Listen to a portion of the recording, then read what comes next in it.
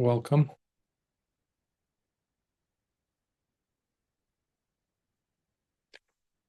Today we will be continuing on the Brahmajāla Sutta, and I was thinking perhaps today we might be able to finish it, which makes it part 5. Deserves every bit of it. And I hope I will do it justice and not rush through it.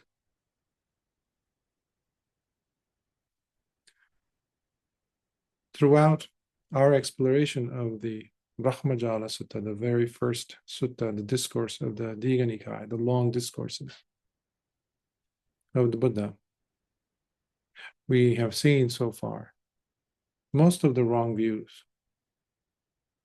And my effort has been to invite us to look at these wrong views as not some views of others who have lived long time ago in a different culture, different time, but our own as well. The Buddha is not talking to faceless people. The Buddha is talking to us, describing us, aspects of ourselves.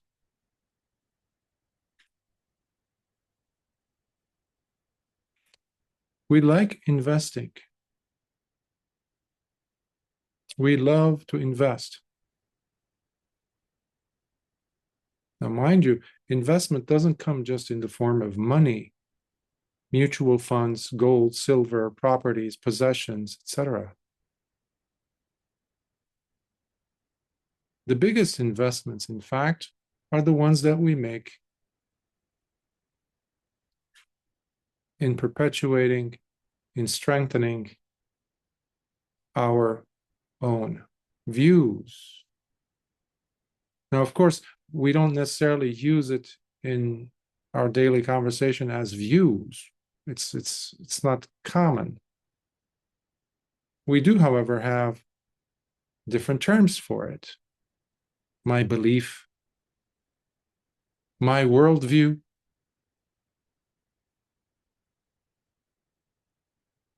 the way I see it, my opinion, all these things, identifications. The Buddha is talking to us. And anyone who likes to perpetuate their own story, because that is the biggest investment, isn't it? Having our own story, weaving our own stories. And that is what death is. A comma into that story. We like to put a comma, a repeat.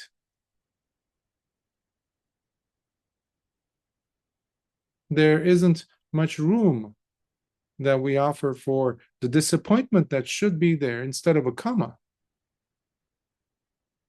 The disappointment and disenchantment in having looked at the world as the answer, as this is the field, this is the inventory, the reservoir from which I am to gain happiness, fulfillment, gratification, satisfaction. And that's why Lord Buddha calls it danger. Because why is it dangerous, by the way?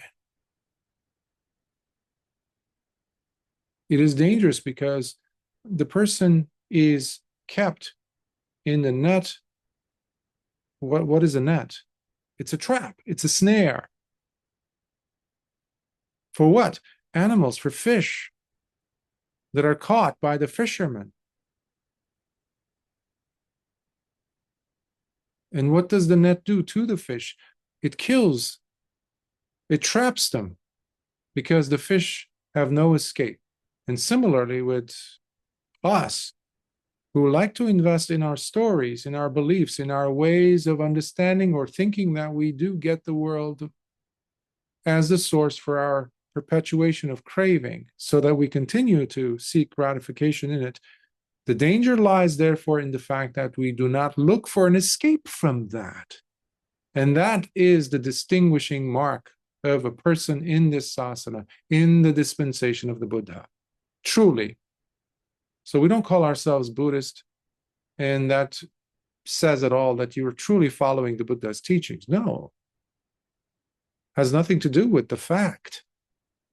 The fact might be opposite, such as you might be very much stuck in the perpetuation of your story. And there goes the show, because you're still stuck in suffering. That's why it's dangerous. The fish are suffering because there's no escape for them. And we'll see near the end of the sutta how the Buddha describes the noble disciple who's standing outside of the range of the net, Brahma's net of deceptions, because that person has looked for the escape. There is an escape. There is absolutely an escape. And that's why the Buddha is spending so much energy and time to describe to the bhikkhus all these different views of getting stuck. So what is he doing? Essentially is offering us an education. So education is key here. It takes effort from us to educate ourselves. It takes intentionality. It takes drive. It takes curiosity to find out what's really going on, instead of telling ourselves another story, another karma. So essentially, if we understand that education is key here, then we also get to see that delusion requires its own support.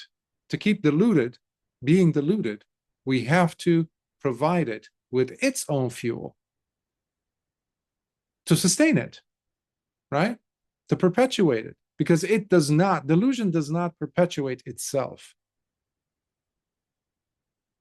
It doesn't give itself life. It requires our help. Delusion, ignorance requires our assistance. Without our assistance, it dies. And that requirement is none other than our attention to the wrong things. And that's what Lord Buddha is trying to have the bhikkhus understand, that delusion requires our inattention to the right information. Inattention. Life is always happening. But are we there to see it? Are we seeing the connections? These multiple views, right? Where I think we stopped at 58 last week. 58 different views of deluded views. And yet these people do not realize that they are basing their views, their worldviews, on how they feel, which is very much drenched in ignorance, because it comes from the wrong information. The person is not seeing things for what they are. They have attached themselves to something, a snippet, something they heard, something they might have even experienced in meditation or rationally deduced, as Lord Buddha was explaining in some of these cases. Or some others who are like the flip-floppers, eel wrigglers, who you can't make out what their position is, but they always seem to say the right things to get themselves out of the conversation. So it's completely open-ended and you can't make out what's being said. And others who are very categorical. Is the world finite, infinite? So that they can latch themselves to that. Religions are all about that. Views, beliefs. So what perpetuates our delusion is the need for our own willfully ignoring the facts, which is avidya, which is at the crux of the matter. These individuals do not understand paticca-samuppada, the dependent origination, the codependency, the conditionality of phenomena. Our own suffering does not fall from the sky. we have everything to do with it, especially the suffering that we are enduring now. So wisdom releases us from suffering. The understanding of what is taking place already is huge. And that already means that the person is putting the right attention at the right thing. This Lord Buddha calls yoniso manasikara, which distinguishes this path from everything else. It's not visible, it's not seen, it's not anywhere in other teachings or philosophies or religions or traditions. This was huge. And that's why the Dhamma was producing so many arahants, so many beings who were attaining such high levels of awakening in such a short time. How is that possible? The investigation has to be done with the right attention and of the right education, right information. And that's what the Brahmajāla is providing us, to break us free from the identification, the sense of the investments that we have. So I wanted to jump today straight to the sutta, despite that brief preamble, if you want to call it that, to kind of refamiliarize ourselves. So I'm not going to recap, because already it's today is the 5th week. So let's jump in with the next section, which is dealing with the wrong views, numbers 58 to 62. Dittha Dhamma Nibbana Vada, extinguishment in this very life. Now remember, this is pertaining to wrong views still. Here, because there are such recluses, religious practitioners, and Brahmins who assert and believe in the premise that while one is still alive, when Nibbana occurs in this very birth, the existing self of the person is right then and there extinguished and no more. So, to point out that the self is fully eradicated and annihilated, while there is still life in the being, the moment supreme Nibbana takes place, they use the following 5 premises as their sources or frames of reference. Now, what are these 5 frames of reference? Here, bhikkhus, some of these recluses, religious practitioners, and Brahmins make the following assertions. While the self is fully enjoying all that the 5 senses could provide through sensual stimulation, the self, thus enjoying such ecstasy, then attains to supreme nibbana in this very life, by experiencing the gratification of sensual euphoria, at which point the self is fully extinguished while still alive. So they're saying that the moment that the person is really attaining nibbana, the self disappears. So the person becomes this is like the basis of, in a sense, otherworldliness, to make the person or the attainment of nibbana otherworldly. Cuts you off from the rest, basically opens the door for you becoming a divine being, some other, almighty. You're somebody else. You're there, and now we have to bow down to you. We have to throw ourselves at your feet. We have to worship you as the giver of gifts and blessings, etc. Completely cuts the person off from what nibbana is. Remember, nibbana as a term, just like many other terms like Dhamma, Tathagata, Sankharas, or Kamma, was a term that Lord Buddha used, but simply used the term, the word, but he presented a totally different definition for it. Etymologically, it was completely different. So these are the views of those individuals who still existed. Well, not then only, because today we have that as well. What is a concept of gurus, or my teacher over there, he's awakened. Well, so this is how some of these people claim that the existing self becomes fully annihilated in this very birth, while one is still alive, the moment supreme nibbana occurs. Further, another person comes along and makes yet another assertion while stating, the self, sir, as you stated, does exist. So this much is true, hence I do not deny it, as it is a fact. But that is not exactly how its extinction takes place in this very life. And why do I say this? I say this because all sensual pleasures are always changing, hence they are totally impermanent, suffering, and therefore in a constant state of decay. Now, the fact that they are always wasting away and perishing is what causes turmoil, tension, pain, depression, lamentation, and utter anguish. However, it is by secluding his mind from running after things having to do with sensuality, and instead by pulling his attention inwards and thereby becoming quite secluded from sensual pleasures, secluded from unwholesome and bad merit-making states, that he enters upon and remains in the first jhana, which is accompanied by thinking and pondering, while experiencing a strong flood of spiritual joy and ecstasy, all resulting from such seclusion.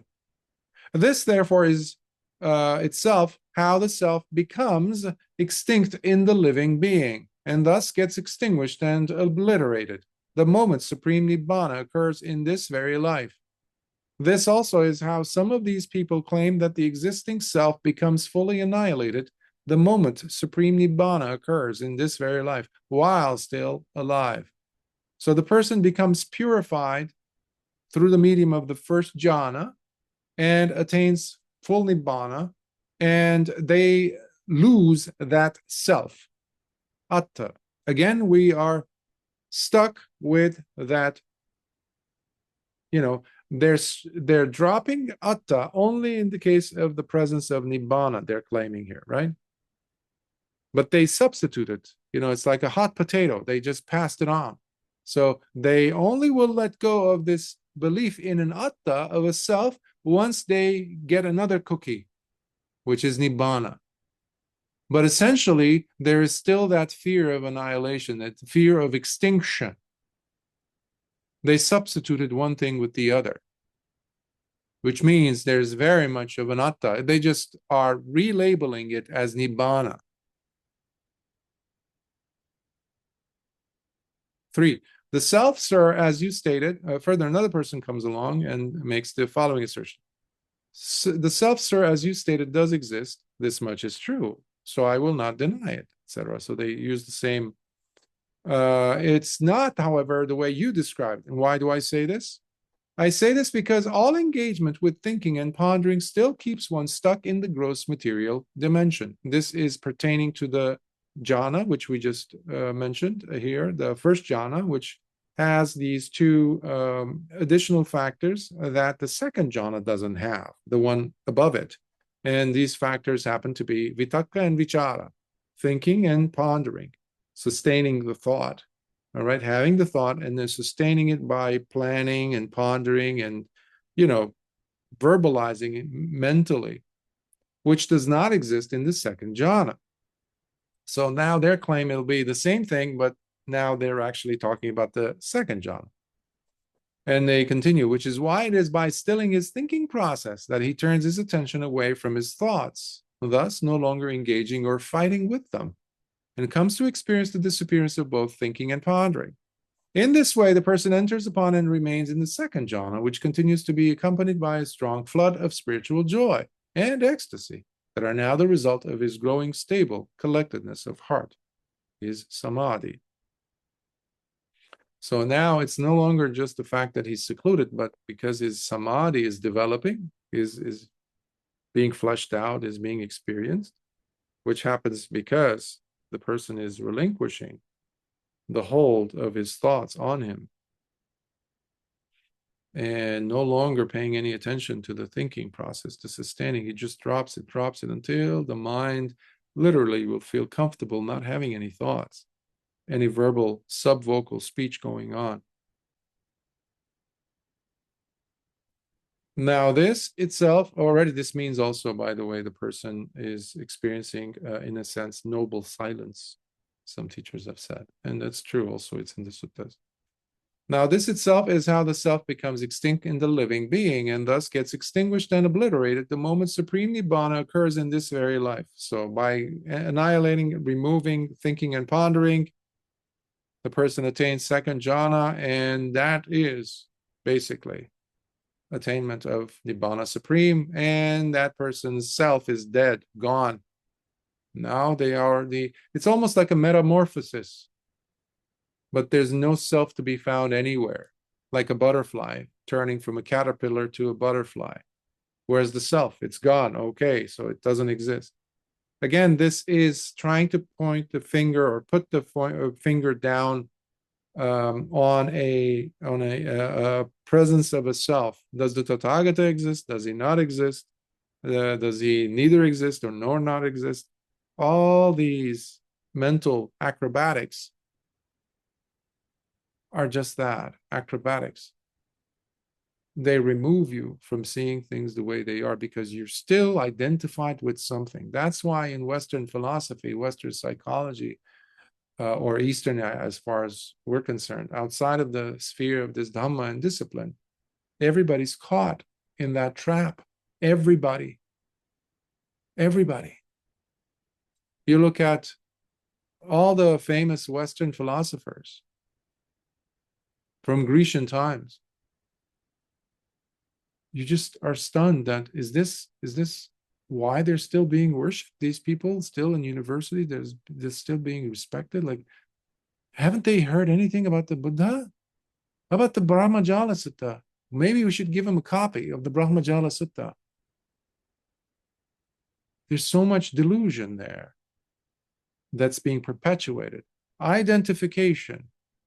So many sets of givens that they take and they a premise that they never question.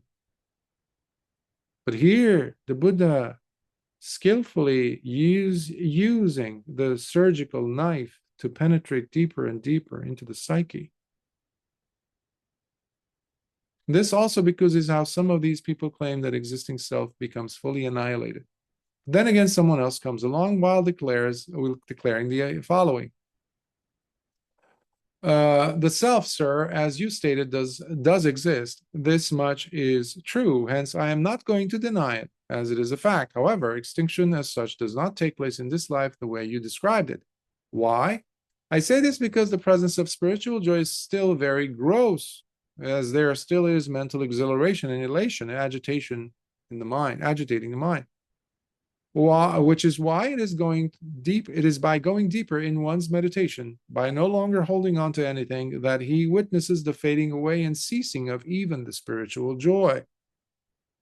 Thus, the meditator comes to dwell in a state of equanimity while still being mindful and fully aware, albeit feeling a sense of subtle ecstasy throughout as he enters and abides in the third jhana, for which reason the noble individuals declare, it is such a one indeed who is serenely mindful, dwelling in happiness, with an ever-present feeling of equanimity. Now, this itself is how the self becomes extinct in the living being, and thus gets extinguished and obliterated the moment supreme nibbana occurs in this very life. This also because is how some of these people claim that the existing self becomes fully annihilated the moment supreme nibbana occurs. You see, what's happening here is there is some element of truth in what each of these, the last at least three of them that we went through, is saying vis-a-vis the jhanas. This is what happens in the third jhana. That much is true, yes. Okay, but why bring in the whole subject of a self and the self being annihilated at the moment, or claiming that the third jhana is nibbana? The person has reached that level. That's why. Remember, feeling is still playing a major role in these people, perpetuating these ideas. How we feel about things, we back it up. Remember, that's why I said, these are our investments. Your belief is your investment. If you identify as something or someone, guess what? You're invested in that. And the Buddha is saying, so long as you're invested in it, forget about it. You're stuck in samsara.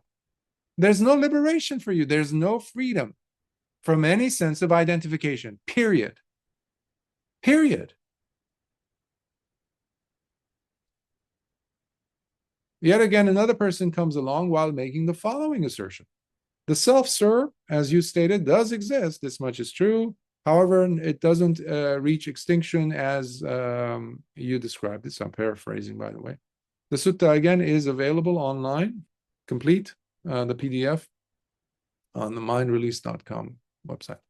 And why do I say this? I say this because there still is in him the presence of interest or concern for being happy, or to remain in a state of happiness, which in itself is still quite gross, thereby agitating the mind. But it is only when one gives up both pleasure and pain, by having already gone beyond joy and anguish, that he remains in the continuous state of purifying mindfulness with an ever-present sense of equanimity. Excuse me. As he enters and abides in the fourth jhana, while experiencing neither pleasure nor pain, having now gone beyond them both. Now, this itself is how the self becomes extinct in the living being, and thus gets extinguished and obliterated the moment supreme nibbana occurs in this very life. So once the person reaches this jhana, they've attained freedom. And by the same token, they've attained annihilation. Remember, this group of thinkers, followers, believers in this view, believe they fall into the same category of the ones that we've been covering recently, right? The annihilationists, what is to come after. Previously, the first group we did, the 18, we had the eternalists. These are the annihilationists. The self dies. But in both camps, you have the presence of a self in one way or the other. It's a given. It's like an unchallenged given. Sadly. You know. Now, this itself is how the self becomes extinct. Okay, this also because is how some of these people claim that itself is annihilated. These then are the 5 frames of reference used by such recluses, religious practitioners, and practitioners and Brahmins, whereby they claim that while still alive, when Nibbana occurs in this very birth, the existing self of the person becomes extinguished right then and there and is no more. Therefore, because these happen to be the 5 premises. To this end, they support such claims by basing them upon these 5 premises as their sources or frames of reference. That is so because outside of these 5 frames of reference, there can be none. That means anybody in any future event, time, who comes up with their own ideas of an annihilation, it will still be reflective of one or more of these 44 that we covered, basically, of the annihilationists. If anyone attaches oneself to and after all, this itself is the understanding of the Tathagata, who clearly knows and sees that if anyone attaches oneself to and identifies with any one of these premises, it still leads one back into yet another birth, for it surely keeps one trapped within the cyclical becomings of samsara, and without any hopes for an escape beyond it at all. Now, the Tathagata is truly the one who finally came to clearly understand this for what it really is, as well as directly know and see the very escape from this. As such, there can be no confusion or uncertainty whatsoever in the Tathagata as it relates to his understanding of this truth, which is why he has indeed quenched his thirst and attained to extinction. Thus, by fully comprehending the whole process of arising, of falling away, and of disappearing, of the constant pursuit of gratification, the dangers that it brings, and especially the very escape from all kinds of feelings, the Tathagata has truly attained to ultimate freedom by entirely giving up all grabbing with its tenacious tendency to hold on. Therefore, bhikkhus, these are the teachings, the ways of understanding reality, which are extremely deep, truly difficult to comprehend, let alone to penetrate and come to see or appreciate their depth and scope. For they are indeed excellent, so sublimely peaceful, beyond anything the mind could conjure up, utterly transcending the confines of logic. In fact, they are so beautiful in their subtlety that they can only be realized by the wise, that are few. Again, this is not a matter of privilege. Okay, the Buddha was not given a privilege. Some revelation came from some blessing from somewhere. No, it was the depth of, well, his willingness to go that deep. It takes guts to do that. It takes tremendous curiosity, endurance, patience, and honesty. Honesty. Not to tell himself lies because you feel a certain way. You have to question even that feeling. That has come alive, that has been beautifully represented, described, introduced in the Paticcasamuppada. Wherever you look, everything is connected. There's no belief. There's no blindness. There's no acceptance of something. Even because, oh, well, it's because the Buddha said so. No, it doesn't matter. The fact remains. The interconnectedness of the conditionality. Idapachaya. Because of this, this arises. This is conditioned by this. No need to get the Buddha into a divine state of a god or something, or we have to believe his words, or no. That's why each of us, in understanding the Dhamma, becomes an island to oneself. That's wonderful because you have your own safety now. You are your own refuge through your wisdom, your discernment, your understanding of how things really are and what they are and how they unfold. This requires maturity, remember. Most people, most beings are not ready for that. They're not interested. That's why the Buddha continues on saying, for the wise, for the very few that are wise.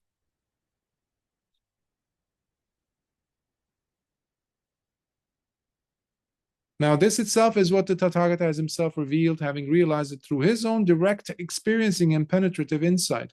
And he now shares it by introducing and making it known throughout. To this end, anyone who truly and sincerely wishes to pay homage by praising the Tathagata, venerating and offering him accolades properly, would be doing so rightfully while considering and basing his reverence upon these irrefutable facts. These, therefore, bhikkhus, are the 44 premises or frames of reference which are used by recluses, religious practitioners, and Brahmins who theorize by making assumptions about the ultimate end that is to come in the future. Soon enough, they turn those speculations into assertions and beliefs, which then they formulate into entire systems of thought and claim to be their assumptions about the ultimate end yet to come, based upon 44 premises or frames of reference. That is so because outside of these 44 frames of reference, there can be none. After all, this itself is the understanding of the Tathagata who clearly knows and sees. If anyone attaches oneself to and identifies with any one of these premises, it still leads one back into yet another birth, for it surely keeps one trapped within the cyclical becomings of samsara, and without any hopes for an escape beyond it at all. So this section is a repeat of what I just said, because this is completing the whole entire 62 views. So in the formulaic structures of the suttas, especially, remember, for several hundred years, close to 600-700 years, there were no writing.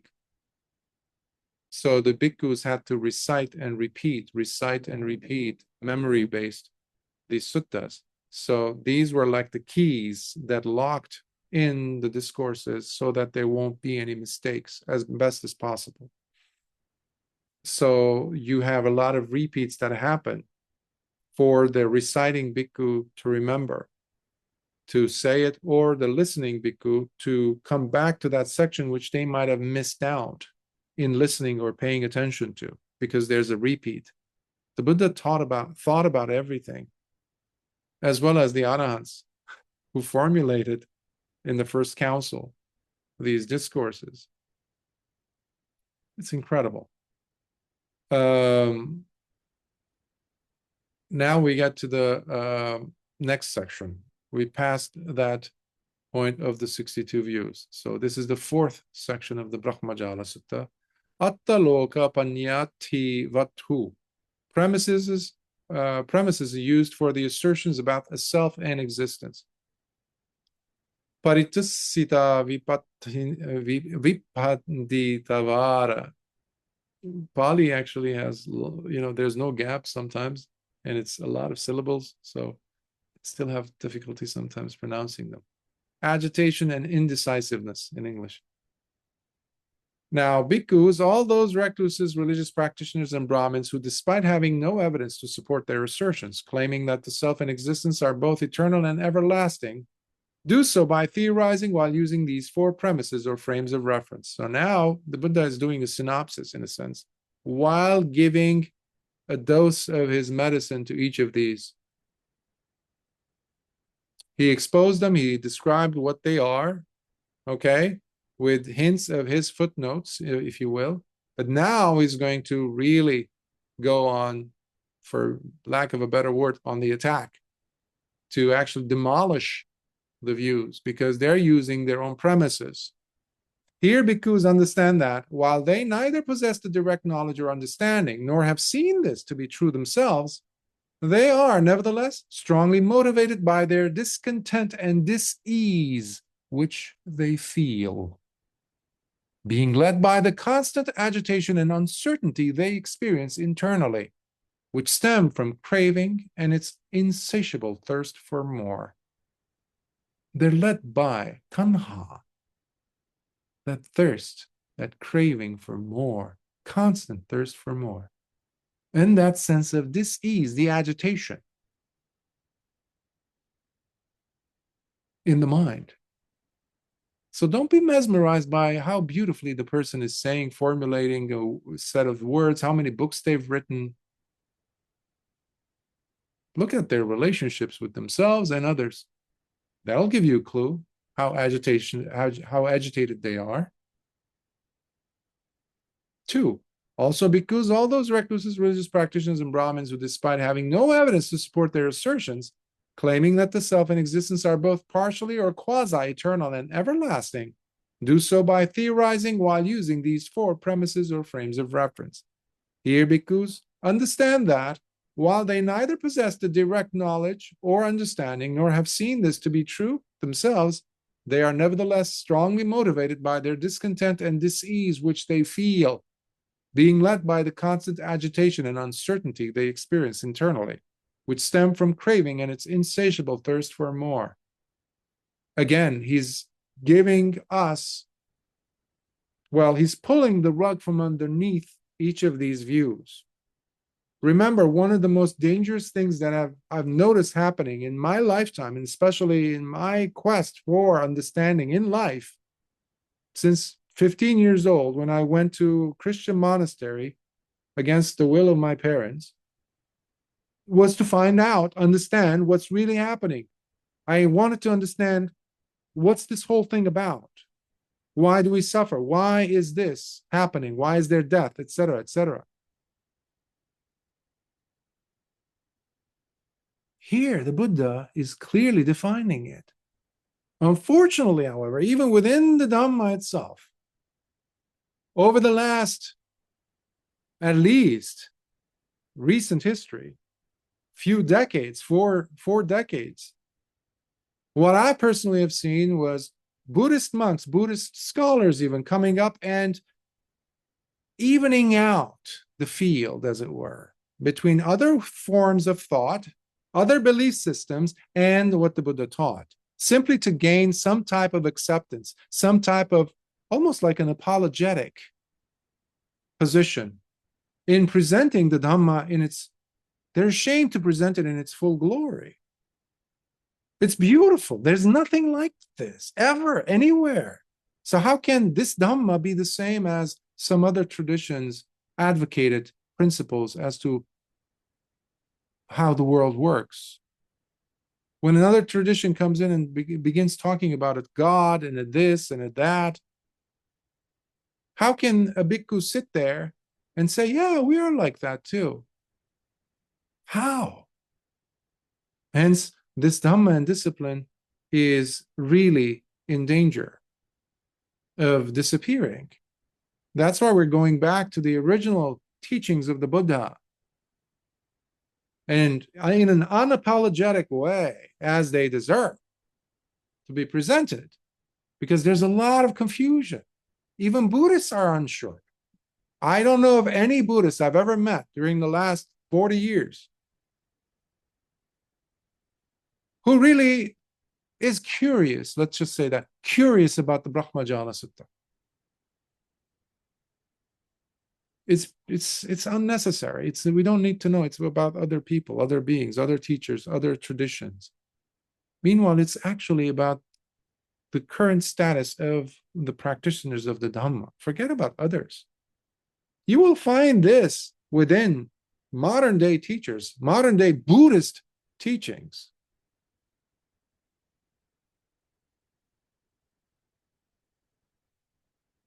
That's what we're trying to change here. Further, because all those recluses and religious practitioners and Brahmins, who, despite having no evidence to support their assertions, claiming that the self and existence are finite or infinite, do so by theorizing while using these four premises or frames of reference. Here, bhikkhus understand that while they neither possess the direct knowledge or understanding, nor have seen this to be true themselves, they are nevertheless strongly motivated by their discontent and dis-ease which they feel, being led by the constant agitation and uncertainty they experience internally, which stem from craving and its insatiable thirst for more. Further, bhikkhus, all those recluses, because there's a refrain, and for us to save some time, perhaps I should just use just the first part to the Lord Buddha's the introduction of them, and then add the others, and then finally say his refrain. We'll save some time. So further, because all those recluses, religious practitioners, and Brahmins who keep evading and flip-flopping between their statements do so by theorizing while using these four premises or frames of reference. Here, further, because all those recluses, religious practitioners, and Brahmins who, despite having no evidence to support their assertions, declare that the self and existence arose or came about simply by chance or originated by accident, do so by theorizing while using these two premises or frames of reference.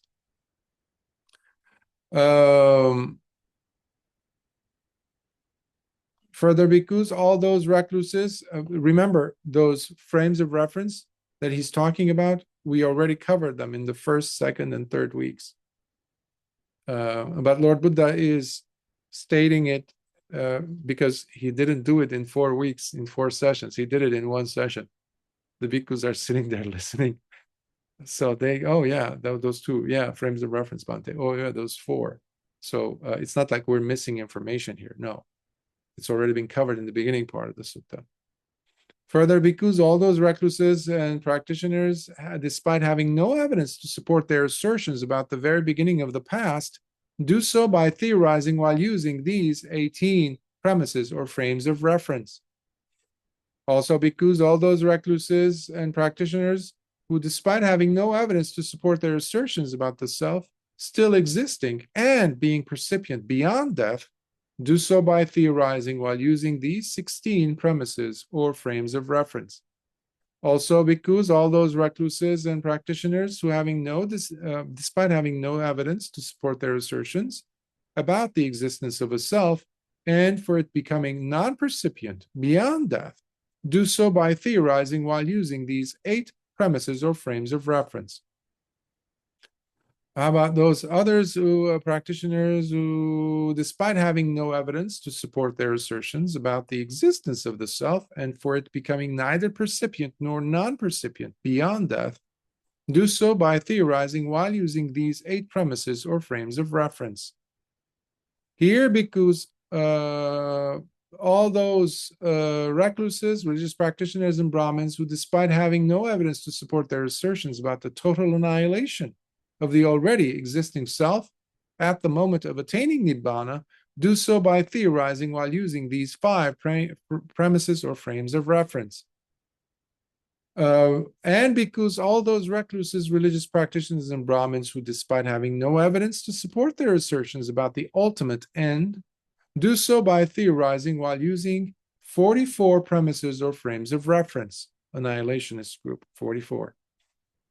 Therefore, bhikkhus, all these recluses, religious practitioners, and Brahmins who, despite having no evidence to support their assertions about the very beginning of the past, or the ultimate end, so he's compiling them all, 18 and the 44 together, so the whole entire 62 views, do so by theorizing while using these 62 premises or frames of reference. Hence, bhikkhus, do know and understand that while people neither possess the direct knowledge or understanding, nor have seen this to be true themselves, they are nevertheless strongly motivated by their discontent and dis-ease, which they feel, being led by the constant agitation and uncertainty they experience internally, which stem from craving and its insatiable thirst for more. So they're very much stuck in feeling. Now remember, feeling is not something that Lord Buddha would put down, would say. He's not shunning feeling, but he's saying their ideas, their conclusions about the reality of things are not real conclusions, because there's still work to be done. Because they're missing the big elephant in the room, which is their feeling. And how much of an impact that is having on their conclusions. Because they're still, because of that, they're still stuck, because they're still based on emotionality. That's it, plain and simple. That's why none of these thinkers produced an arahant. Not even a state of equanimity, because they're all agitated. You can pick out any philosopher, modern day philosopher, even from 200 years ago, and you look at them, you look at their lives, you look at their relationships, they're all a mess. Some of them are, current contemporaries of ours, and you look at them, the way they behave, the way they talk, the way they sit, the way their eyes move. It's a mess. They need to be taken into psychiatric ward. They're certifiable. Mad. Because they're missing a big chunk. Now remember, as I said, feeling was not something that Lord Buddha looked down upon as something bad. Remember, when he is asked in the suttas about his teachings, he says that the person, in order for them to understand the Four Noble Truths, they have to have feeling. In the Book of the Three, Lord Buddha says this. From what I remember, in the Anguttara Nikaya. I think it's from there. Yes. Book of the Four Threes. I'm sorry. The beliefs of other sects. I think that's what it's the English. Anyhow, Lord Buddha says, anybody who has not experienced, is not experiencing or the feeling of suffering, how can they understand suffering? Whether it's the physical suffering, the feeling of it, or the psychological suffering, the emotional, psychological pain that we experience.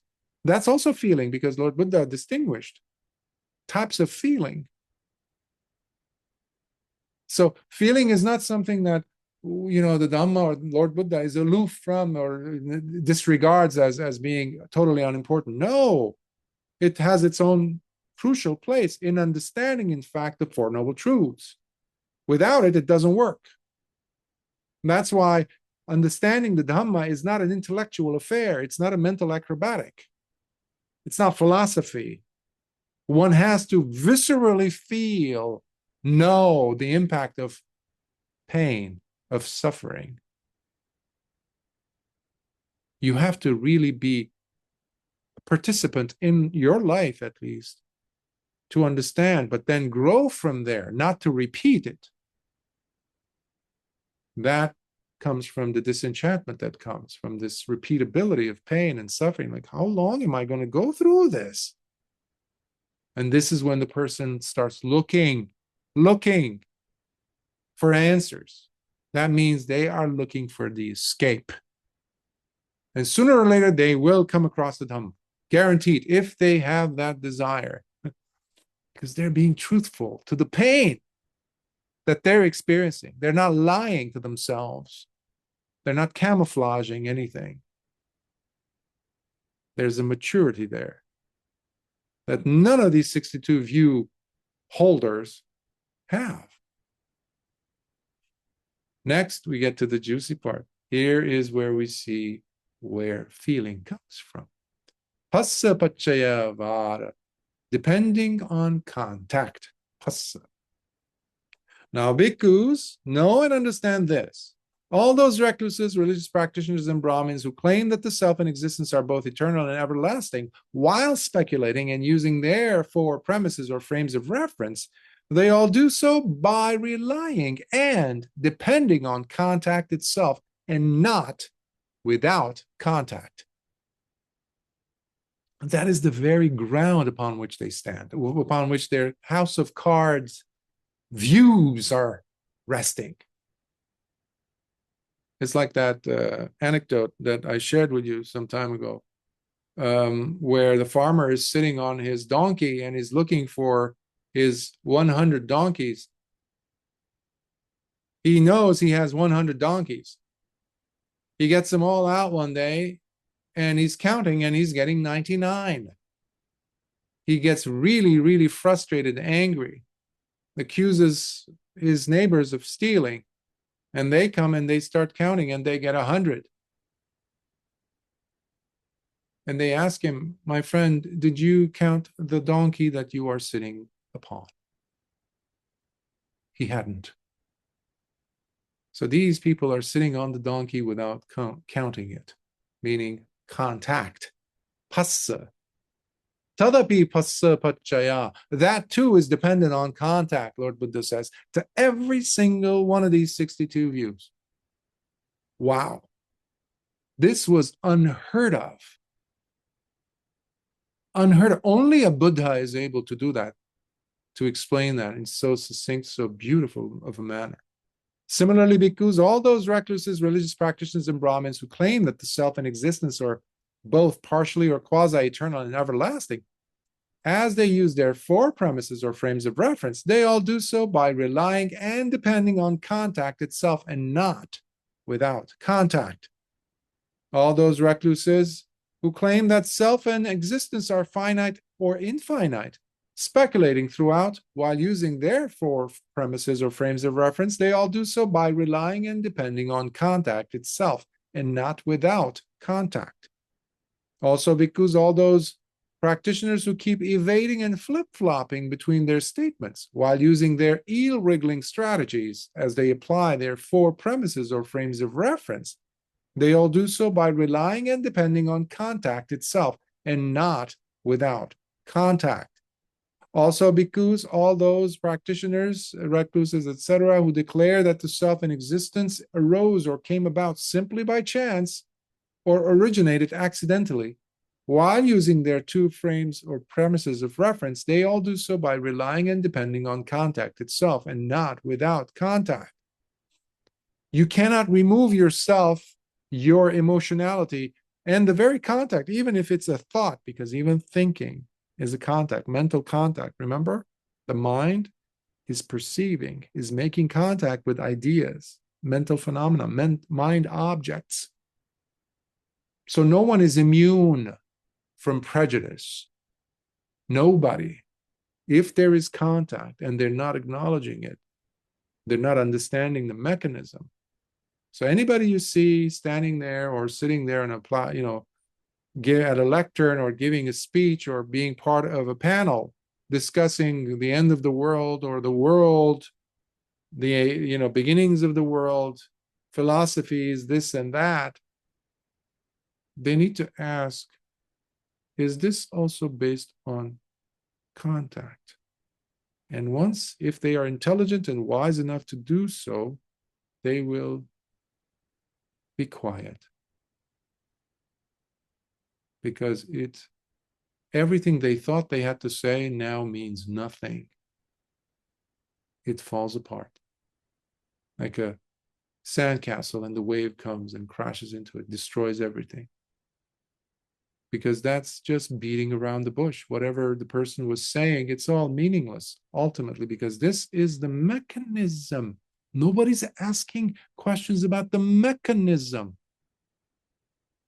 that's really going on in our thinking, in our perpetuation of suffering, because the attention is going in the wrong place. That's why Lord Buddha calls it ayoniso manasikara, unwise attention, unwise reflection, which is why the world is in this mess. Also, bhikkhus, all those recluses who make their assertions about the self still existing and being percipient beyond death while using their 16 premises or frames of reference, they all do so by relying and depending on contact itself and not without contact. Also, bhikkhus, all those who make their assertions about the existence of the self, which they claim becomes non-percipient beyond death, as they apply their 8 premises and frames of reference, they all do so by relying and depending upon contact itself and not without contact. Furthermore, bhikkhus, all those who make assertions about the existence of the self, which they claim becomes neither percipient nor non-percipient beyond death, as they apply their 8 premises or frames of reference, they all do so by relying and depending on contact itself and not without contact. Furthermore, bhikkhus, all those who make their assertions about the total annihilation of the self at the moment of death, they use their 7 premises or frames of reference, but while relying and depending on contact itself and not without contact. Furthermore, bhikkhus, all those recluses, religious practitioners, and Brahmins who make their assertions about the total annihilation of the already existing self at the moment of attaining nibbana, in using their 5 premises or frames of reference, they all do so by relying and depending on contact itself and not without contact. Furthermore, bhikkhus, all those recluses, religious practitioners, and Brahmins make their assertions about the ultimate end, but while using their 44 premises of frames of reference, they all do so by relying and depending on contact itself and not without contact. And all those who are making these assumptions about the very beginning of the past or the ultimate end, while positing their 60 ground premises or frames of reference, 62 grounds premises actually should be here. Frames, they all do so by relying on and depending on contact itself and not without contact. Netam tana vijjativara. It is simply impossible.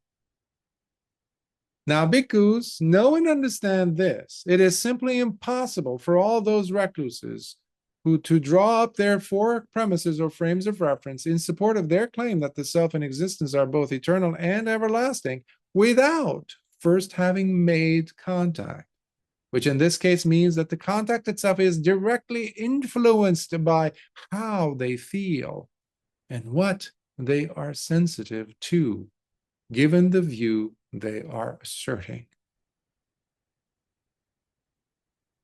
Wow. He's putting it all into one basket now, in a nutshell. It is also impossible, bhikkhus, for all those recluses to draw up their 4 premises or frames of reference in support of their claim that the self and existence are both partially or quasi-eternal and everlasting without first having made contact, which in this case means that the contact itself is directly influenced by how they feel and what they are sensitive to, given the view they are asserting. They are not immune to their own delusion.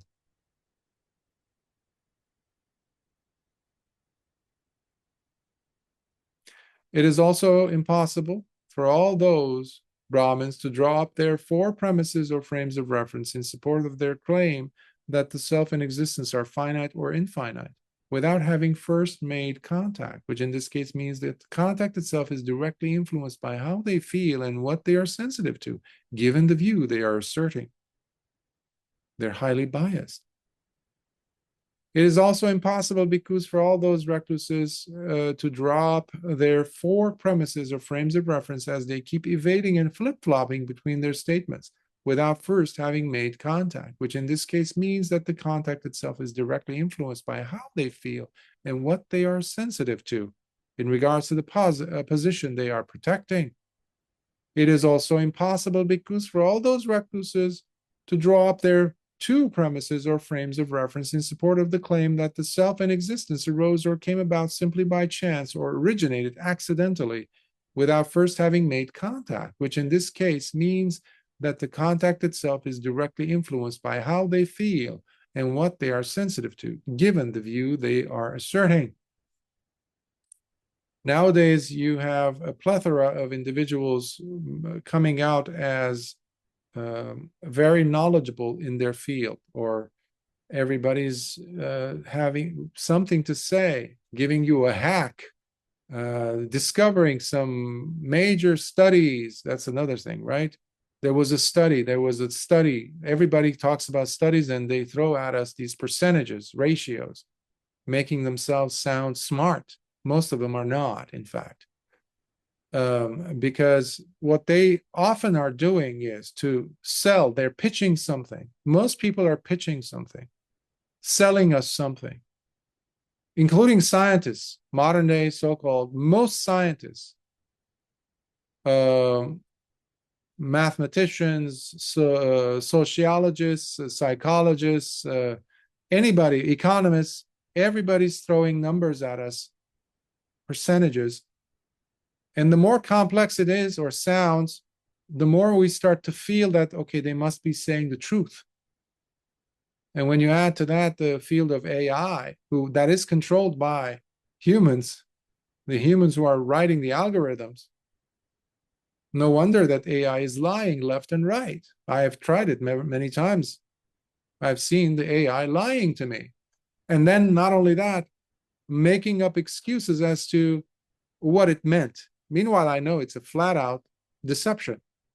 It's not the machine's fault because it's just a machine. Somebody's feeding this information.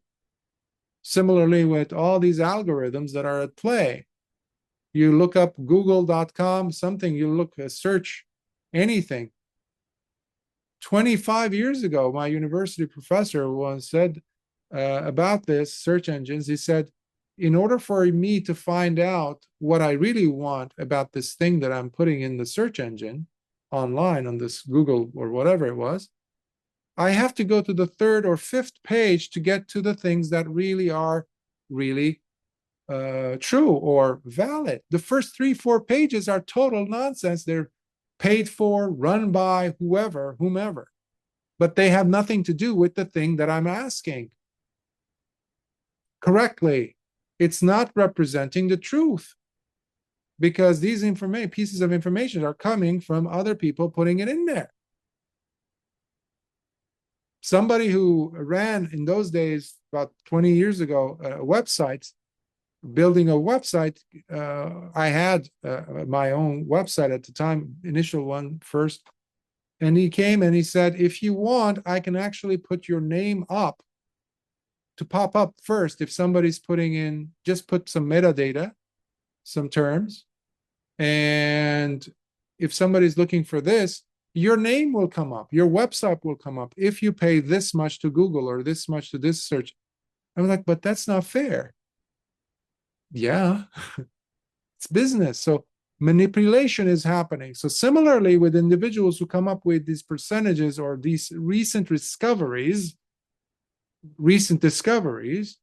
they come up, well, what they're doing is they're coming from a place of their own self-interest.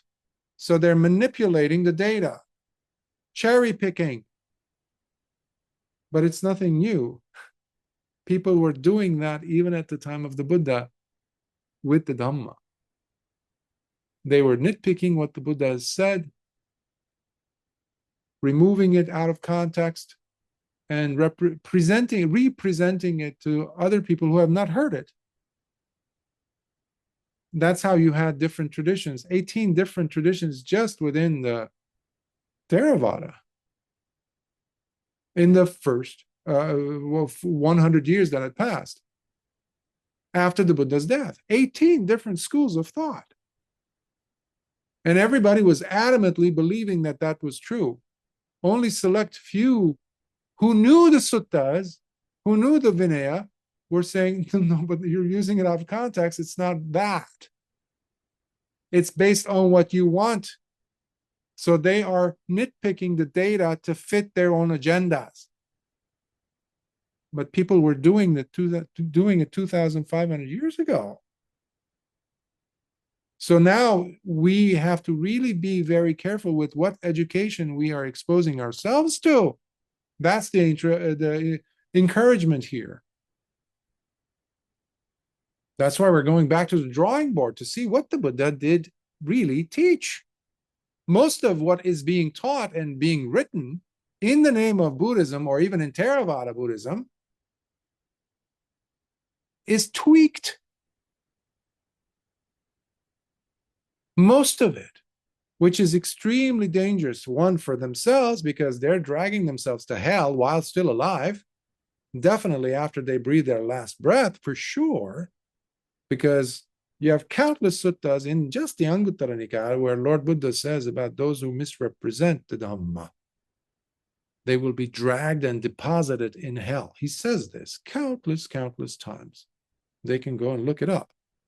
I'm not making anything up here. So we have to be very careful what we're exposing ourselves, because this is your life. You're seeking security through the Dhamma, understanding through the Dhamma, not telling yourself lies or add more beliefs or dogma that have nothing to do with life. It is also impossible, bhikkhus, for all those practitioners to draw up their 16 premises or frames of reference in support of their claim about the self still existing and being percipient beyond death without first having made contact, which is in this case means that the contact itself is directly influenced by how they feel and what they are sensitive to, given the view they are asserting. It is also impossible, bhikkhus, for all those recluses, religious practitioners, to draw up their 8 premises or frames of reference in support of the claim about the existence of the self, and it becoming non-percipient beyond death without first having made contact, which in this case means that the contact itself is directly influenced by how they feel and what they are sensitive to, given the view they are asserting. Remember, there might be the temptation for the mind to just zone out when there's these repetitions, but by saying, well, contact with what, Bhante? Something philosophical going on here? I think I'm just going to blank out here for the next few verses. No. Remember, the person is feeling something. The person wants to have some sense of false security. One of the biggest ones is our beliefs. You keep saying the same thing to yourself, you will create a pattern. And if you're convincing enough, other people will believe you. And that fact that other people have come to listen to you, that makes you even more convinced that what you're saying must be true. Look at all these teachers out there today. Famous ones. Real teachers don't care about fame. You turn off the cameras, most of these teachers will disappear. When you turn away the reporters, most of these people will have nothing to say anymore because, their objectives then become extremely clear. Real teachers are trying to get people to see what's really going on, to help them, to reduce suffering. Plain and simple. That's it. The Buddha did not have a single camera on him. Nobody was taking reports so that they can, make him famous. In the Nagita Sutta, among others, Lord Buddha is saying, even while going to pee, to defecate, it seems that, if everybody's following me everywhere, I just want to have my seclusion. There's nothing like that seclusion that I experience.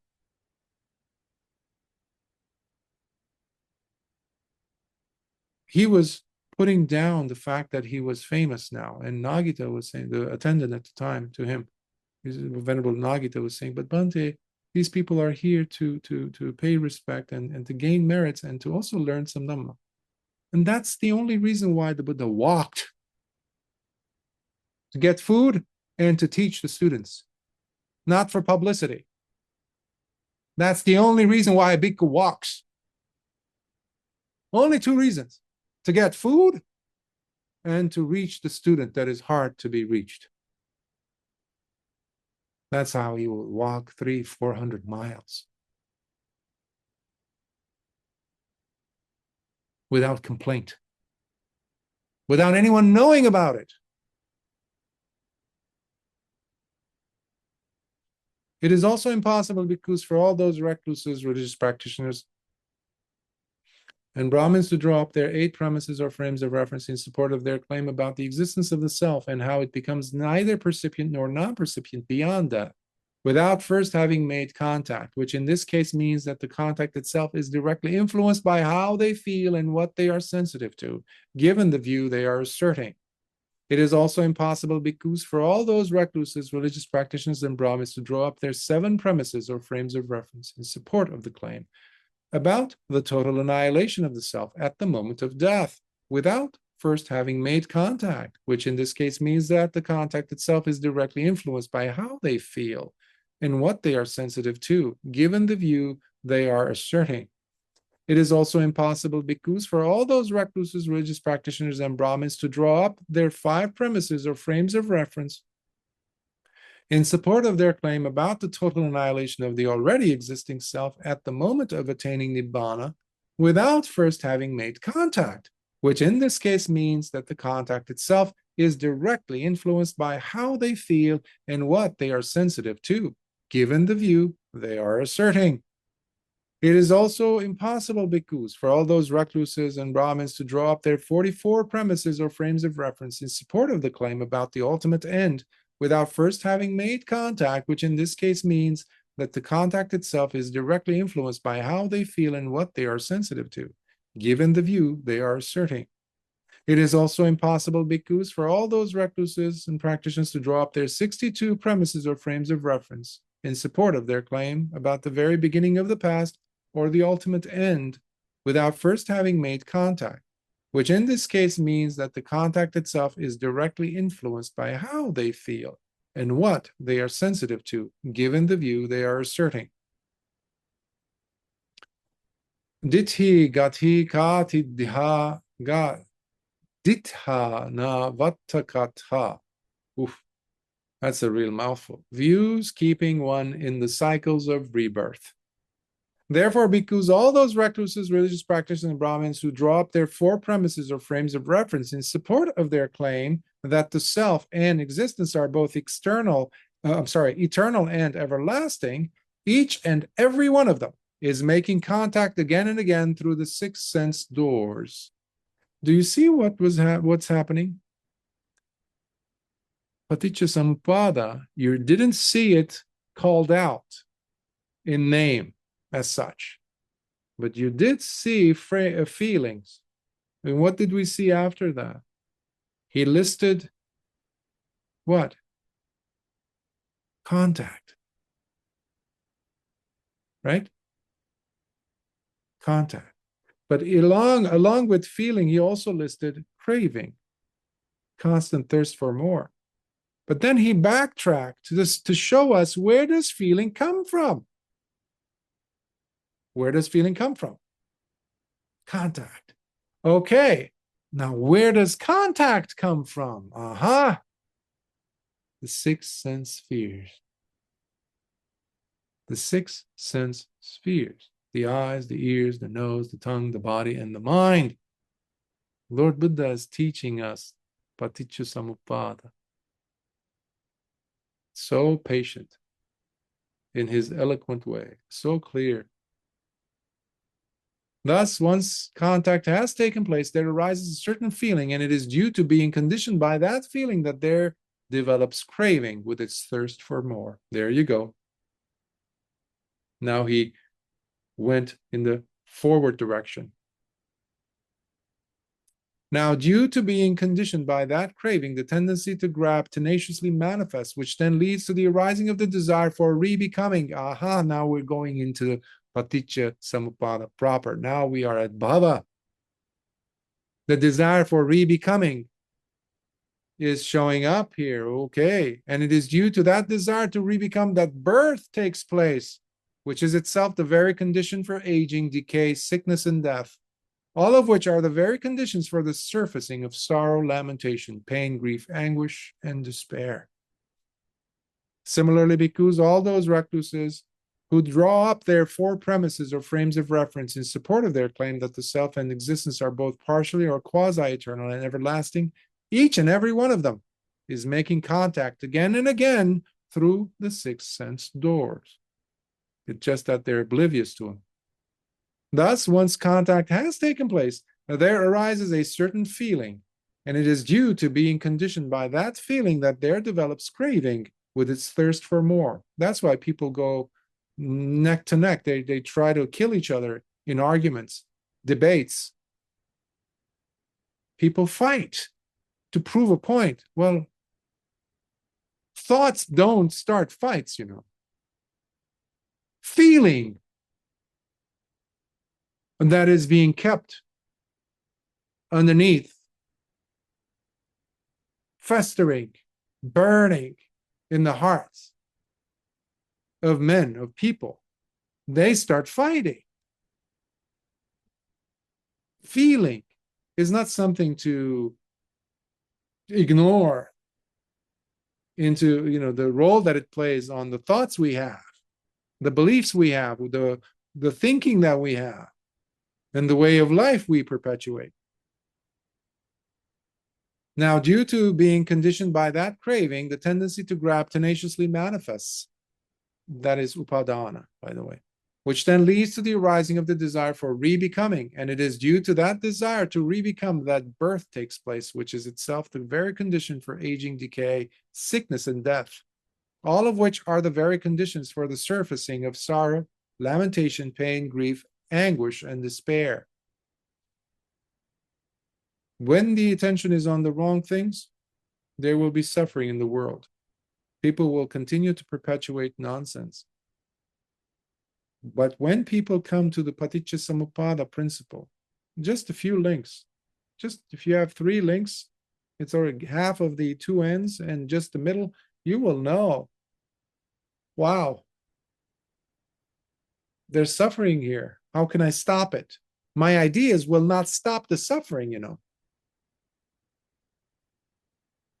Especially if it's based on wrong view, my principles, my ideas. And how do I know this? By being honest with how I am feeling and experiencing life. Is there more pain, sorrow, or more ease and tranquility? I have to be honest with at least that much. And then go ahead and take the path that leads me to more ease, not dis-ease, more comfort, not more discomfort, and more release from pain. That's why you see how important it is for us to have the audacity to live with dignity by making choices and the directional changes that needs to happen, which comes from proper education upon which we place the proper attention. That's why this is, excuse me, to be realized by the few. Not everyone is willing to do that. Excuse me. Thus, once contact has taken place, there arises a certain feeling, and it is due to being conditioned by that feeling that there develops craving, which then leads to the arising of the desire for re-becoming, and it is due to that desire to re-become and that birth takes place, which is itself the very condition for aging, decay, sickness, and death, all of which are the very conditions for the surfacing of sorrow, lamentation, pain, grief, anguish, and despair. So in this context, you see that the world itself is not the source of your pain. This is too much, or this is too heavy for many people to accept, because it's a lot easier for me to point the finger at the world and say, because of you, I've been kept in delusion. Because of you, I've been dealt these blows of pain and suffering. It's very easy. Partially, it's correct, yes. But what was my position in regards to these phenomena? I still dug my head into the sand and pretended nothing was happening. I did not seek a way out. I gave in too easily to the status quo. I did not take responsibility, basically, for my education, for what's going through the six sense doors, to look at the six sense doors. Similarly, bhikkhus, those recluses who draw up their four premises or frames of reference as they keep evading and flip-flopping between their statements, each and every one of them is making contact again and again through the six sense doors. Thus, once contact has taken place, there arises a certain feeling, and it is due to being conditioned by that feeling that there develops craving with its thirst for more. Now, due to being conditioned by that craving, the tendency to grab tenaciously manifests, which then leads to the arising of the desire for re-becoming. That's the comma I mentioned. When we put a comma instead of a period, I'm done with this. It's like somebody who keeps throwing themselves in compromising situations or getting involved with the wrong people or getting attached to a wrong partner or, significant other, who is very much like a copy of the previous ones he's had or she's had. Abuse, this and that follows. Why? Because the person said, well, this one's going to be different. This one's going to be different, instead of doing their due diligence to really look at their choice. What is their method of selection process? Is there such a thing? Or are they just, taking the path of least resistance? Most people are doing that. That's called ayoniso manasikara, by the way. Wrong, unwise radical attention. The wise attention says, wait a minute, am I sitting on the donkey that I'm missing out? I'm not looking, I'm not calculating. There's a factor here that is not being accounted for. The mathematical equation is not coming out correct. Let me do the work again. Let me see the problem. Oh, there is that digit. That symbol is wrong. Instead of a minus, I'm putting an addition, a plus. Responsibility is on you, your happiness. Your nibbana, the experiencing of nibbana, depends on you at this point, because we have no excuse anymore, because here's the Dhamma that Lord Buddha taught. It's available. It's being taught. So the only factor that's missing is you doing the work. That's all. That's the missing piece. It's very individualized. But Dhamma is pure. It doesn't need any correction. It's our correcting of the mind and our objectives and our flawed cherry-picking ideas, attitudes that we have to fix first. Similarly, bhikkhus, all those who draw up their two premises or frames of reference in support of their claim that the self and existence arose or came about simply by chance or originated accidentally, each and every one of them is making contact again and again through the six sense doors. Thus, once contact has taken place, there arises a certain feeling, and it is due to being conditioned by that feeling that there develops craving with its thirst for more. Now, due to being conditioned by that craving, the tendency to grab tenaciously manifests, which then leads to the arising of the desire for re-becoming. And it is due to that desire to re-become that birth takes place, which is itself the very condition for aging, decay, sickness, and death, all of which are the very conditions for the surfacing of sorrow, lamentation, pains, grief, anguish, and despair. Similarly, bhikkhus, all those recluses who draw up their 18 premises or frames of reference in support of their claim about the very beginning of the past, each and every one of them is making contact again and again through the six sense doors.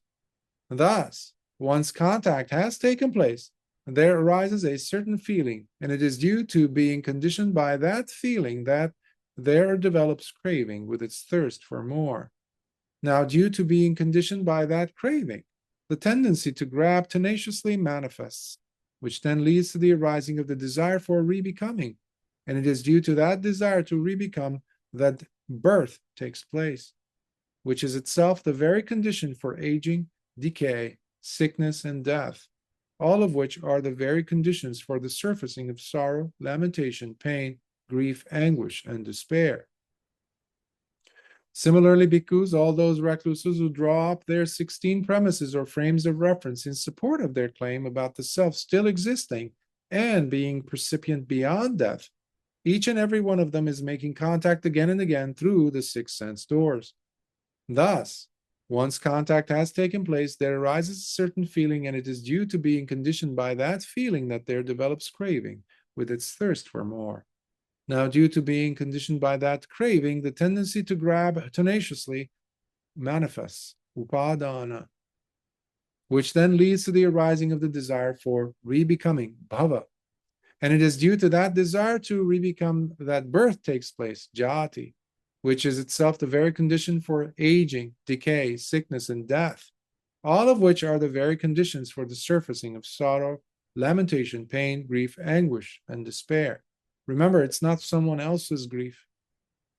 It's yours, it's ours, it's one's own. Similarly, bhikkhus, all those recluses who draw up their 8 premises or frames of reference in support of their claim about the existence of the self, and that it becomes non-percipient beyond death, each and every one of them is making contact again and again through the 6 sense doors. At least they're visualizing it, which means that they're using it as the mind, as the organ, which translates those sannyas, those perceptions, those mental objects. And they're holding a position. Just like someone who tasted something sweet. They're dwelling on that object. The earth element, the water element, the heat element, the air element is all there. They're dwelling on it. They're making that their meditation. Like Lord Buddha says in Radha Sutta. Thus, once contact has taken place, there arises a certain feeling, and it is due to being conditioned by that feeling that there develops craving with its thirst for more. Due to that, to being conditioned by that craving, the tendency to grab tenaciously manifests, which then leads to the arising of the desire for rebecoming. And it is due to that desire to rebecome that birth takes place, which is itself the very condition for aging, decay, sickness, and death, all of which are the very conditions for the surfacing of sorrow, lamentation, pain, grief, anguish, and despair.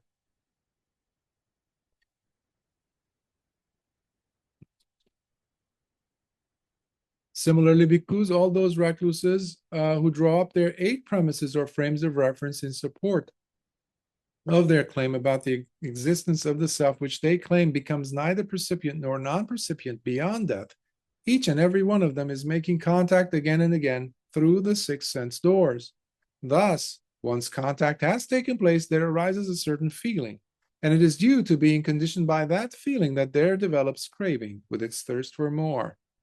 Now, due to being conditioned by that craving, the tendency to grab tenaciously manifests, which then leads to the arising of the desire for rebecoming.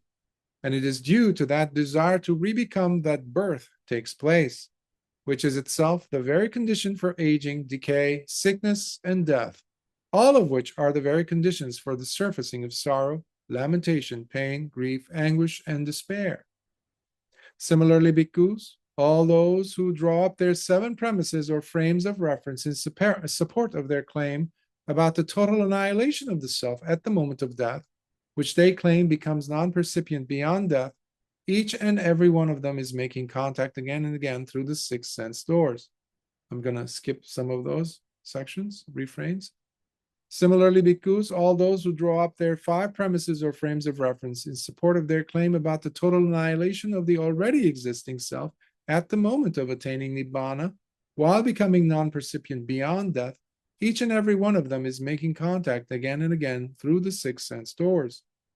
Similarly, bhikkhus, all those who draw up their 44 premises or frames of reference in support of their claim about the ultimate end Each and every one of them is making contact again and again through the 6 sense doors. Similarly, bhikkhus, all those recluses who draw up their 62 premises or frames of reference in support of their claim about the very beginning of the past or the ultimate end, each and every one of them is making contact again and again through the 6 sense doors. Thus, once contact has taken place, there arises a certain feeling, and it is due to being conditioned by that feeling that there develops craving with its thirst for more. Now, due to being conditioned by that craving, the tendency to grab tenaciously manifests, which then leads to the arising of the desire for re-becoming. And it is due to that desire to re-become that birth takes place, which is itself the very condition for aging, decay, sickness, and death, all of which are the very conditions for the surfacing of sorrow, lamentation, pain, grief, anguish, and despair. Section 5. Vivatta Katadi, putting an end to the whirlpool of rebirth.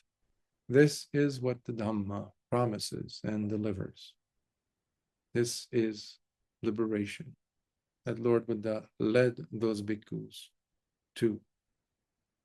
Bhikkhus, I declare this to you.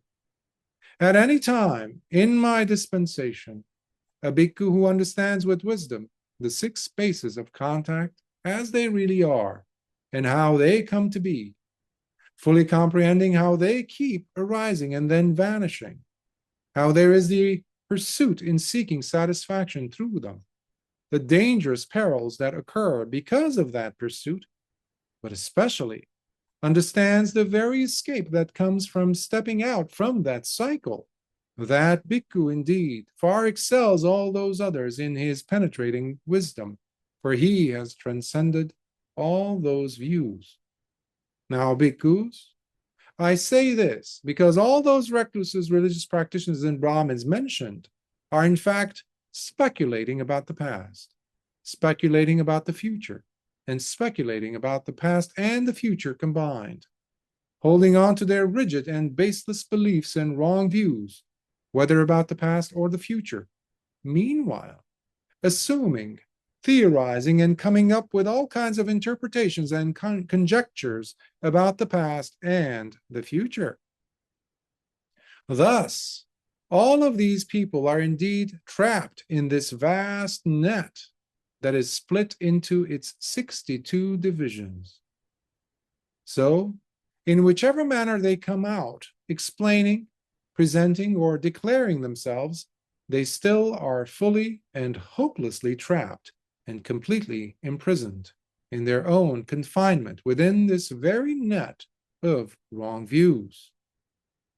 Bhikkhus, imagine how a fisherman or a fisherman's skilled apprentice were to go down into a small pool of water with a finely woven net. Then he would start reflecting. Whatever sizable fish there are in this small pool, none will be able to escape me, as I will have them all caught in this net. And when I pull it out of the water, they will all come up with this net, all caught and confined in it and tightly packed, with no chance of escape for them at all. Now, bhikkhus, that is exactly the case with all those recluses, religious practitioners, and Brahmins who go on asserting their various views, while they are all caught in this super net of 62 wrong views. Bhikkhus, know that the Tathagata's body you behold stands utterly free, for the cord that used to bind him to the cycles of re-becoming is completely severed and torn asunder. That is Lord Buddha's making his lions roar, by the way. Now, so long as this body continues to live, devas and humans all will be able to witness and see. But the moment this body breaks down and is no more, devas and humans will no longer be able to witness or see it ever again. He's referring to the body, his body. So long as the Tathagata is still alive, devas and humans will see. But the moment He breathes his last. That's it. There's no more whirlpool of Namarupa Vijnana coming together to make up another birth for him. It's done. Show's over. Extinction. The best kind. Imagine, bhikkhus, a cluster of mangoes that is still attached to its stalk. But the moment the stalk is cut clean, then all those mangoes in the cluster will fall along with the entire stalk. Like a banana, too. When you cut the stalk, the stem, the branch that holds it, the whole thing comes down. So too, bhikkhus, is the Tathagata's body, which you now behold, standing utterly free. For the cord that used to bind him to the cycles of rebirth has been entirely cut off and is no more. Now, so long as this body continues to live, devas and humans, all will be able to witness and see it. However, the moment this body expires and dies, devas and humans will no longer be able to witness or see this body ever again.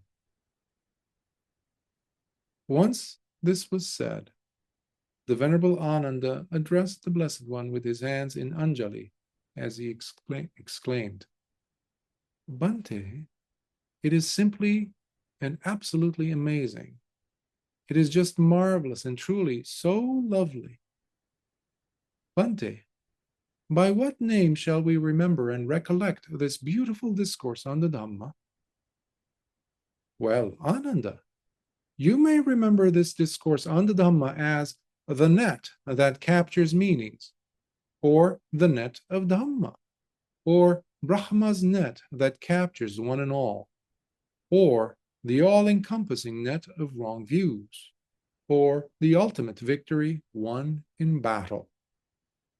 This is what the Blessed One said, and the bhikkhus were deeply inspired and moved with delight in hearing the Blessed One's words. Meanwhile, throughout the duration of the Blessed One's giving this discourse on the Dhamma, the entire galaxy, with its countless star systems, shook and trembled. Here ends the Brahmajāla Sutta. Sad, sad, sad.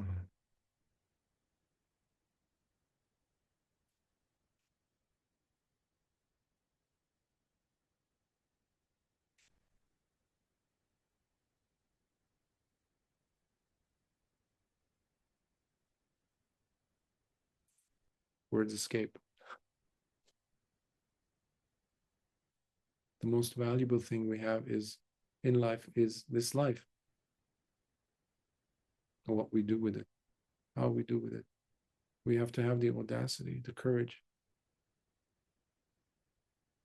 to seek wisdom, to seek freedom, and not to run after the breadcrumbs that this life throws at us as food, as wisdom, as education. Most of it are just lies. Most of what we see here are just deceptions.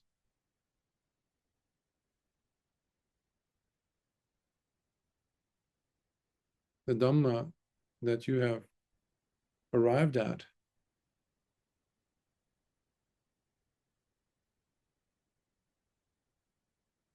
does not offer breadcrumbs.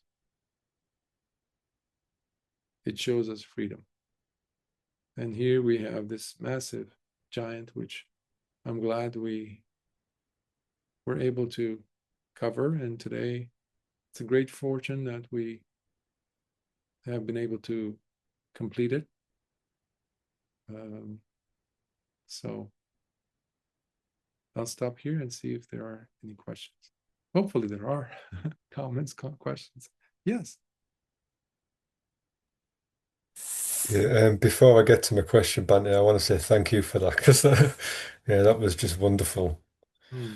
Um, what what struck me again, because it did last time that I was here as well, is in order to remain at contact, the eightfold path is essential, isn't it? I wonder if you could maybe build on that. Because especially right speech at the moment, last week, 2 weeks ago, the entire path maybe made sense to me then, and I did journal actually. It was I was really really happy that I'd done that. But at the moment, maybe right speech is probably what's standing out to me. But to remain at contact, it's the eightfold path, isn't it? Really, that's what stood out. Mm. Ditti, ditti is, as we see here, Brahmajāla Sutta, the 62 views. Ditti, wrong views,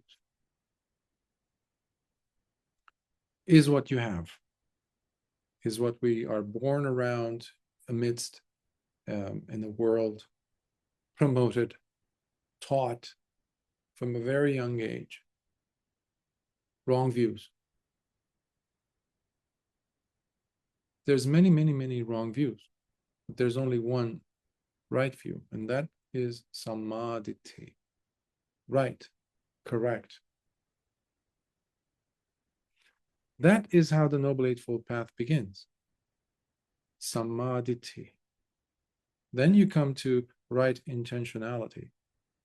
How you're using, how you are arranging your thoughts to guide you, to give you a trajectory in a certain way that's still very much guided by right view, behind you, supporting you. That's why it's called samma sankappa, right intention, from which stems right speech, because you cannot have right speech in a vacuum. Meaning, when your views are wrong, your intentions are wrong, somehow your speech ends up being right speech. It's impossible. Doesn't work.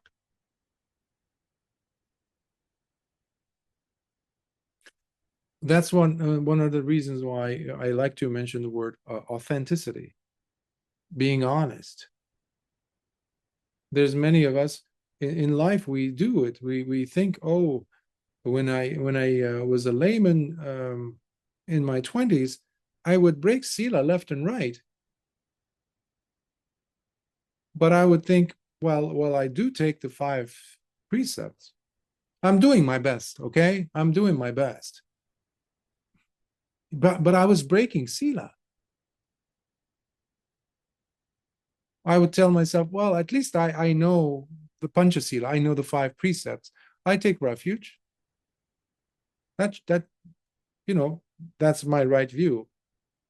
No, what is right view if it's not going to grow into right intention, right speech, and then right action? Because that's what happens when your right speech is wrong.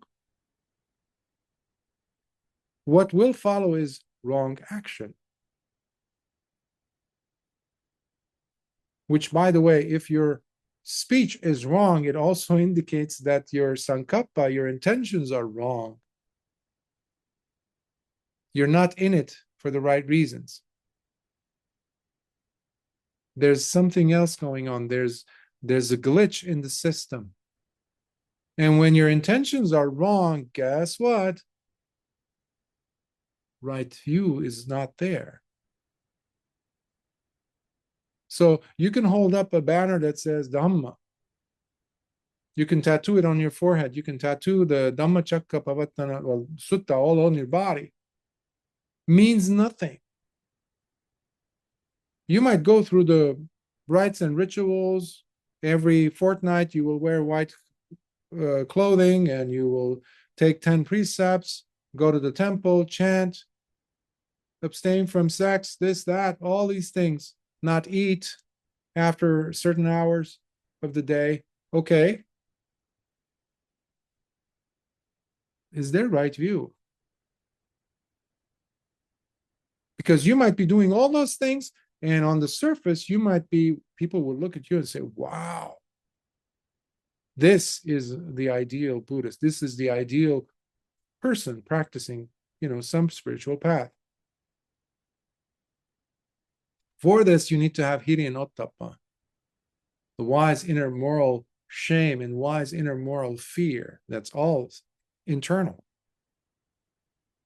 You have to answer to that. You have to live with that. And this is where first elements of pain arise, when we are at a conflict with what we want, but how we are living. So right view leads us, in fact, right view is to be seen in every single one of the Noble Eightfold Path sections. Right view, this is where many people make the mistake in thinking that right view is just the first compartment, the first rung on the ladder, and that's it. No, you will find right view in every, you must. It's there. And if it's not, a wrong view is there, which makes the whole thing fall apart. So your effort has to have right view, otherwise you will burn yourself up. This is what happens in meditation, in people struggling so much, pushing so much, where it is now top heavy with effort. Well, right effort, it's called, right? The rightness, it comes from the right view. Is there right view? Similarly with right speech. So an antidote or a mechanism that you can apply while you're engaged in right speech or any speech and you're trying to live appropriately with hiri and ottappa, ask yourself while you're about to commit,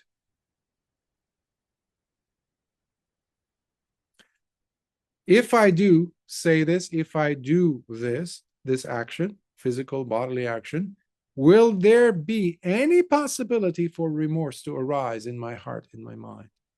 Will there be any regret now, during, but especially later, after having done it? This is the advice that also Lord Buddha gave to his own son, Rahula. It's a beautiful sutta where Lord Buddha is describing to Venerable Rahula how he should sift through his thoughts, his intentions, before they become actions. Whether it's an internal action, such as subvocal speech, in his mind, meaning mental action, right? What is he thinking about? What is he saying? What has he just done? Will there be the impact of regret at the end? Because remember, why do we practice sila?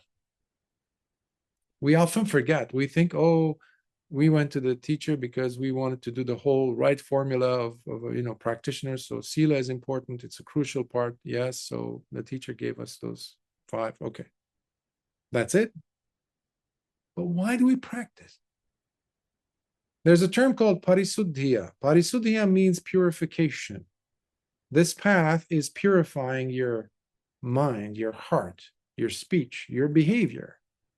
In that sense, you are becoming another person, purified, transformed individual. You're becoming more and more noble, what we understand as Arya. That's what, by the way, Noble Eightfold Path is. Arya Tangika Magga. Arya means Noble Eightfold Path. Magga means the path. Okay. But why do we practice sila? To not have remorse. We don't pay attention to remorse. We think it's something, it'll go away once we keep living with the Dhamma. No. Lord Buddha recognized the importance of remorse, given its impact on creating agitation in the heart, in the mind. Once you have that agitation, that sense of guilt sets in, the mind is restless. Worry comes in. There's more restlessness. There's more agitation, and you can kiss samadhi goodbye. There's no way that you're going to attain passaddhi. There's no tranquility. That is how. And by the way, it's a downward spiral. Once you have remorse taking place, chances are hopelessness will kick in. It's not working. This sitting is not working. This And I'm always in the same situation. I end up doing the wrong thing. I'm going back. I'm regressing. I'm regressing. I'm regressing. And the person, guess what? They regress themselves. They become hopeless for the lack, simply because of the lack in guidance proper. So the Noble Eightfold Path is there as your protection. As you were sitting today in meditation, I was offering some guided meditations, right? When I said about you finding yourself, making yourself into that island is all about the Noble Eightfold Path. Security comes from you providing it to yourself, not from anywhere else. It's not from information either. Information is undigested food. You have to do something with it. Curiosity is good. It's a spark, but what are you doing with it? Even the Dhamma can be something detrimental if you don't know what to do with it. You can make a career out of it. You can make money. You can become famous. You can write books. You can tell people things that are totally not true about yourself, about your attainments, about everything. And there goes another life. So, Noble Eightfold Path starts with right view, right intention, goes on to right speech, right action, right livelihood is important. If you're not enjoying what you're doing, if it's really damaging others, if it's really, detrimental to others, or to yourself, or to your family members, who need you, let's say, but you have to go and do some other things, or you go and work in a very vile environment, and some of that vileness gets scraped off over you. You rub elbows with dirty environments and energies, and you come home and slowly you're declining in your humanity. Yeah, but you're making so much money. You buy bigger houses, bigger cars, you give your kids bigger and bigger affluent luxurious gifts. Right livelihood doesn't mean make a lot of money. Right livelihood doesn't mean don't make any money. Right livelihood means, again, there isn't remorse at the end. Again, you see here the connection, whether it's speech, whether it's intention, whether it's action. Is there remorse in me? That's why Hiri and Ottappa are marvelous tools.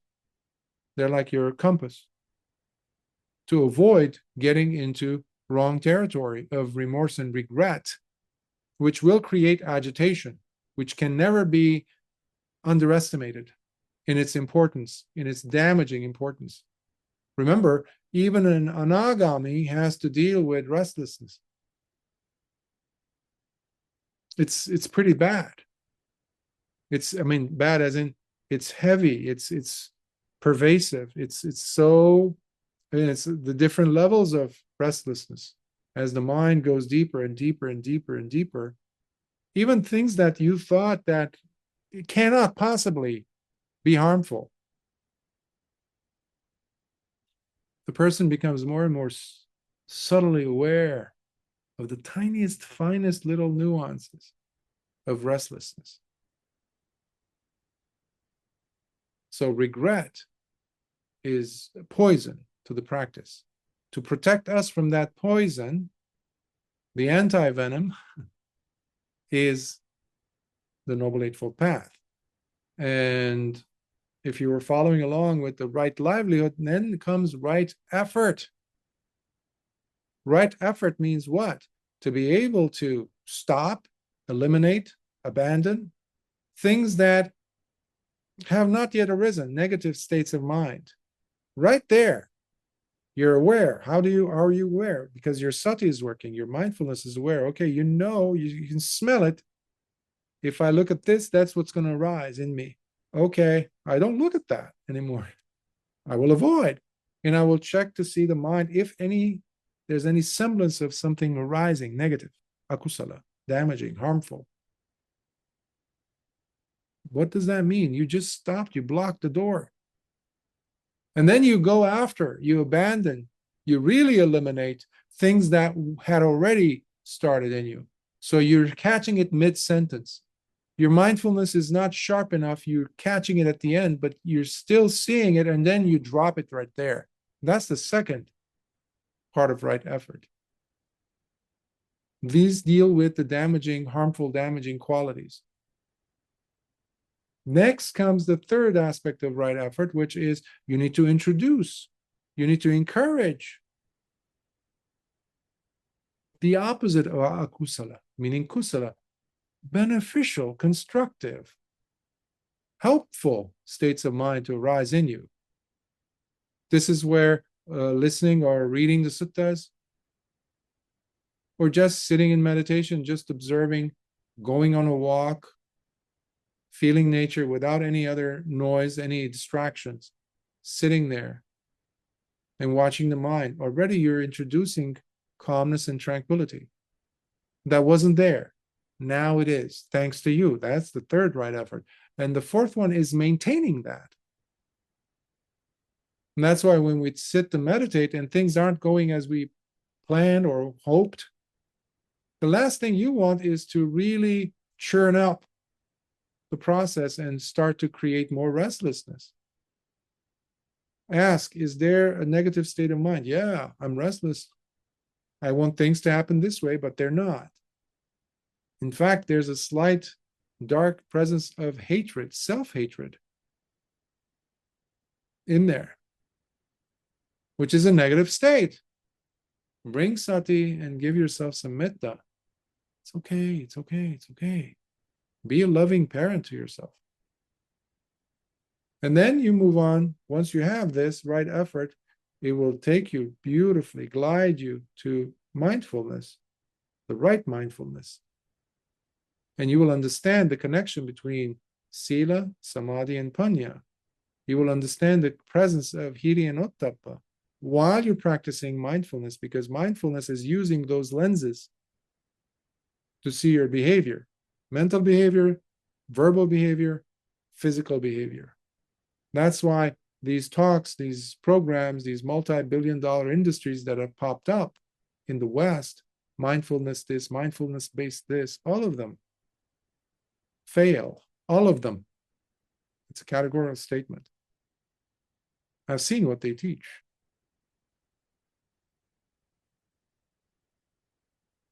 Because they don't have hiri and ottappa. They have no virtue involved. So this isn't about them. This is about using the Dhamma, which they cut out every portion of the Dhamma out and called it mindfulness. That's their karma they have to deal with. So ours is to see what is Dhamma from Adhamma. That is Adhamma. So this is Dhamma proper.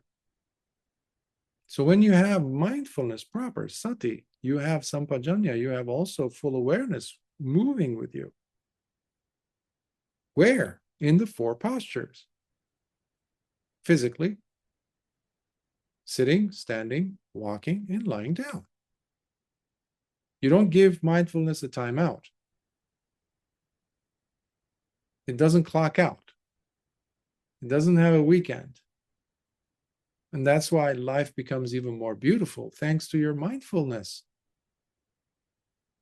Who's your application of the method of the Noble Eightfold Path, which then allows you the capacity to go even deeper.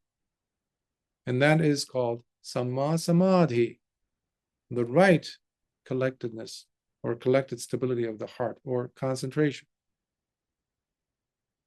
The right, because there's many, just like there's many wrong views, there's many wrong concentrations, which can easily lock you in delusion and keep you there for the rest of your life and be stuck there and die there. Two of them were Siddhartha Gautama's own teachers, Alara Kalama and Uddaka Ramaputta. In my lifetime, I've read the works of individuals, gurus, this, that, who believed they had reached that level of awakening.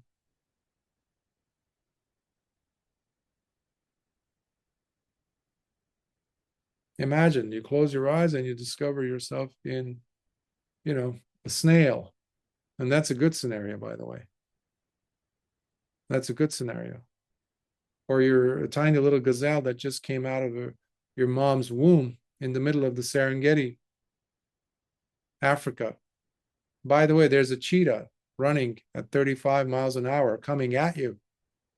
Oh, wait a minute, I was supposed to be awakened. Nope.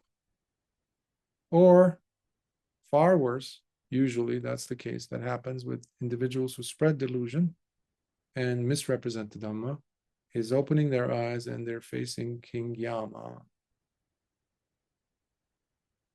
And he asks us the questions. Good man, have you not seen the four messengers, the divine messengers? Have you seen sickness? Have you seen old age? Have you seen people dying?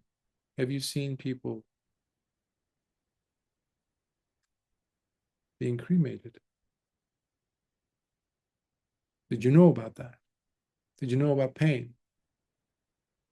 So all this is you living, not just carrying it like a principle for you to follow, but making it part of your life. You have to find, and it's there. It's you always are committing some action. Always. Mental, verbal, physical. So just bring the Noble Eightfold Path as much as you can and include them in your daily behavior.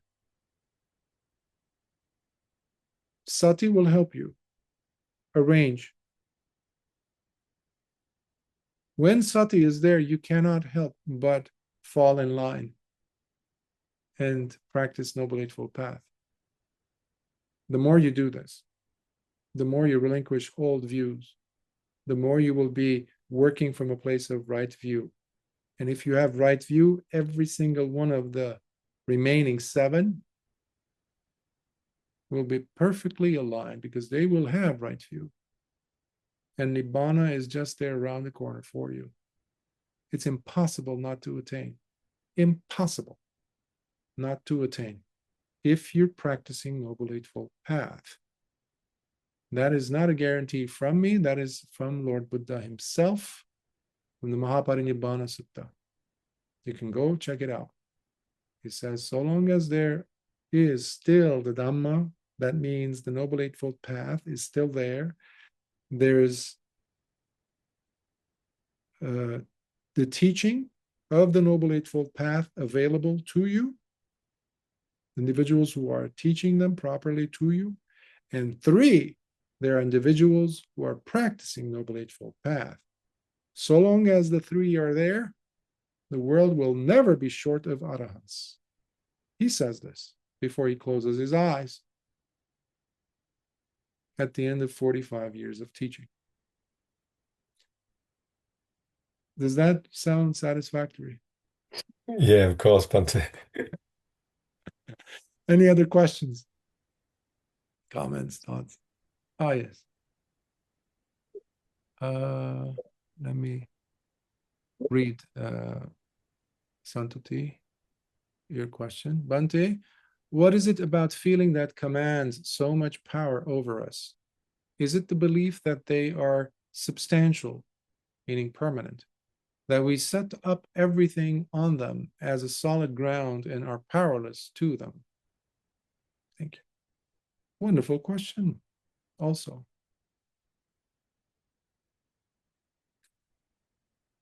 Before you get to feeling, to ask that question as to its pertinence and how much of a clout it has, how much of a power, dominance it has over us in our behavior.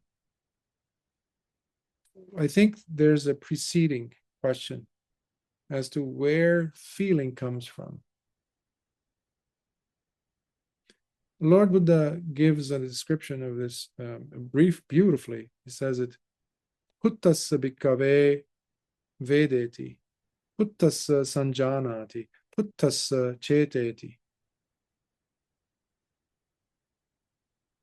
Through contact, bhikkhus, one feels. Through contact, one perceives. It is through contact that one intends. So before feeling, there is contact being made. And what is contact itself? Contact itself is a reference to what has already taken place, already, emphasis, underscore, at the sixth sense gates or the doors.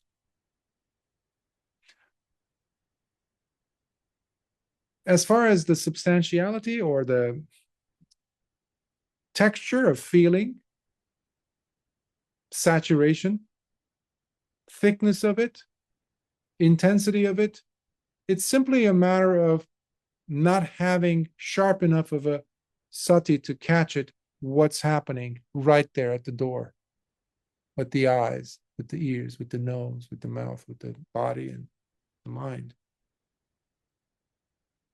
So already you're so far down the line, past the point of no return in a sense.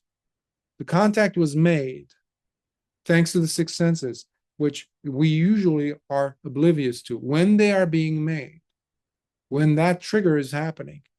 So already by the time that contact is happening, feeling is right there around the corner. It's going to happen any moment now. So the mind is not sharp enough to catch it early on. So feeling itself is a much more intensified version. It's the flaring up of the fire. The spark, now there's a blaze. That's the feeling. Feeling in the form of pleasant feeling, unpleasant or painful feeling, or neutral, neither pleasant nor non-pleasant, unpleasant feeling, meaning neutral, which again we ignore.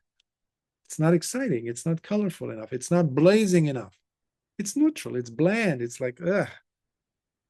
Bring me, a spoonful of salt, a pinch of salt, a spoonful of sugar or honey to pour, so to make it, to enliven it. Why? Because we love feeling. Why? Keeps us in delusion. It's easy. Which one is easy? To live a mindless life or a mindful life? To get up and walk from room to room without observing the body as it moves through these junction points, or to completely flail your arms around and just walk obliviously and be thinking about something else, meaning on automatic pilot? Which one is easier? Of course, the latter. So that is why feeling, if it's being highlighted, scrutinized in the terms of the 62 views, as you saw Lord Buddha highlighting, pointing out, is because of that. There is oblivion, there is inattention to what needs attention. Because feeling itself, if the person becomes enamored by it, infatuated by it, then it becomes the driving force for the pursuit for satisfaction. Remember those 5 that the Buddha kept on repeating: the rise, the samudaya, the origination of the thing. You can call it craving, an idea, an image, right? And then because of anicca, the fact that it's all conditioned, sankata, it will fall. It will dissipate. Whatever goes up, goes down. Up and down, up and down. But what we do is, we say, don't worry, we'll get another one. We'll get another one. We'll get another one. We'll get another one.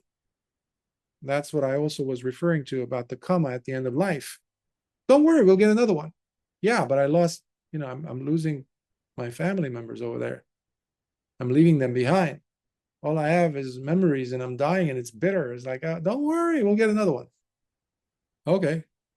And you're grabbing on to more of the 6 senses.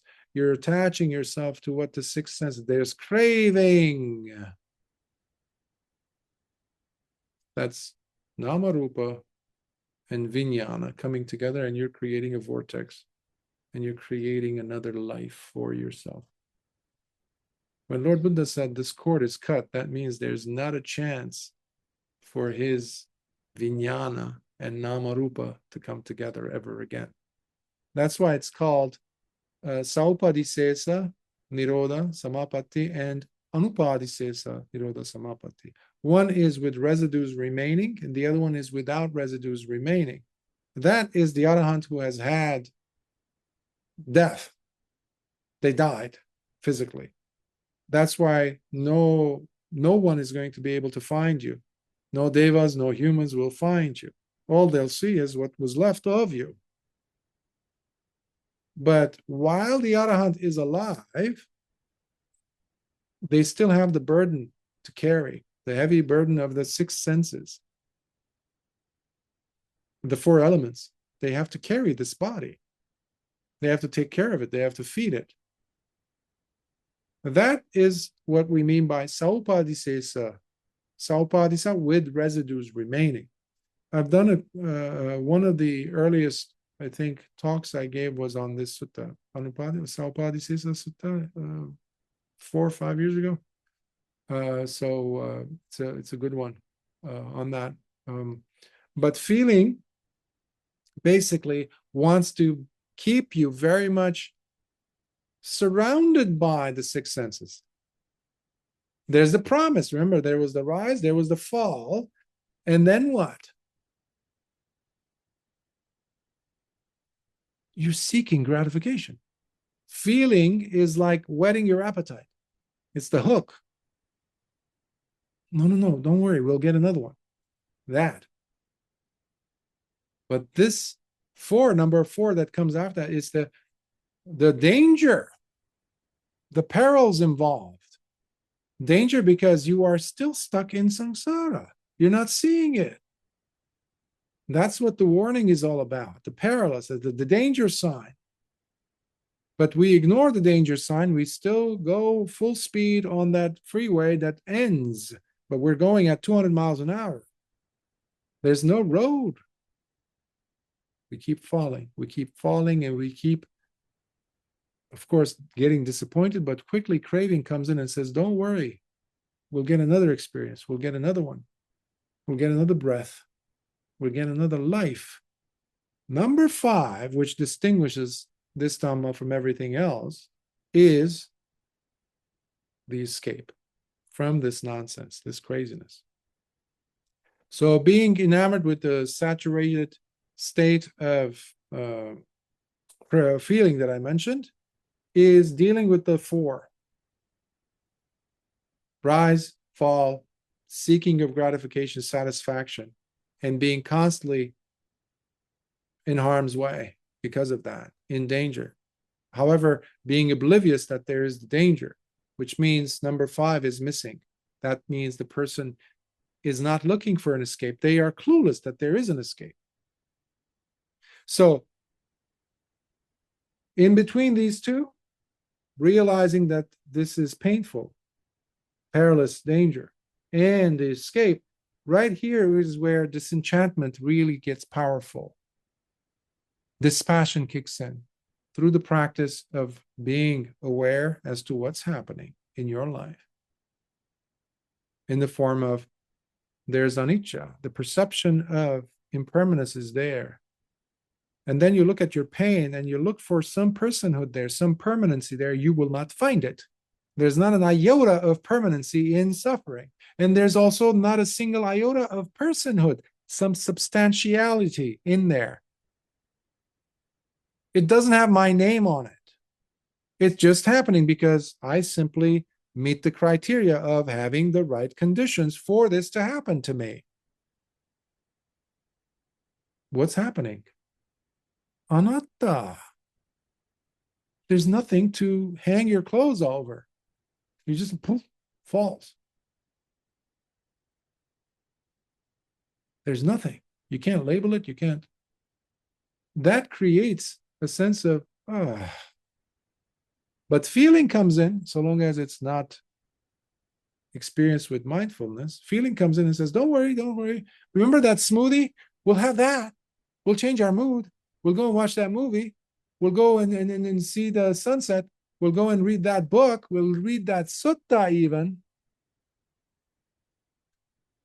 Simply pull you out from a state of mindfulness. Instead of probing, allowing you to see what's happening. What's really, is there a perpetuation of a chain of events that is happening right now with this? What's wrong that I have to leave my mindfulness and go and expose myself to that view, that scene, to remove myself from this? Why am I moving myself? Oh, I like to have variety. What? I like to have a different contact. Oh, this is another way of understanding that the person is not sitting there mindfully at the gates of the six senses. And when you see this happen a lot of times, you get tired. You get that passion fades away. That's another name for viraga, fading away of that passionate lusting after things. And then you see, oh, there's an escape. There has to be an escape because you're fed up with that. So this would be a way to cut yourself free from that saturated state of being surrounded by newer and newer and newer feelings, which is what this life is all about. Adding variety of feelings to us and keep us occupied, just like an animal at the zoo or in a hamster wheel, or a child. You keep giving them new gifts, new toys, new lollipops, new this, new that. You're always like this, which creates restlessness. More feelings equals more restlessness. Does this help you, Santuti? But I gave so many different nuances of different layers of the answer that I was trying to share with you. I recommend you re-listen to it. There was a lot.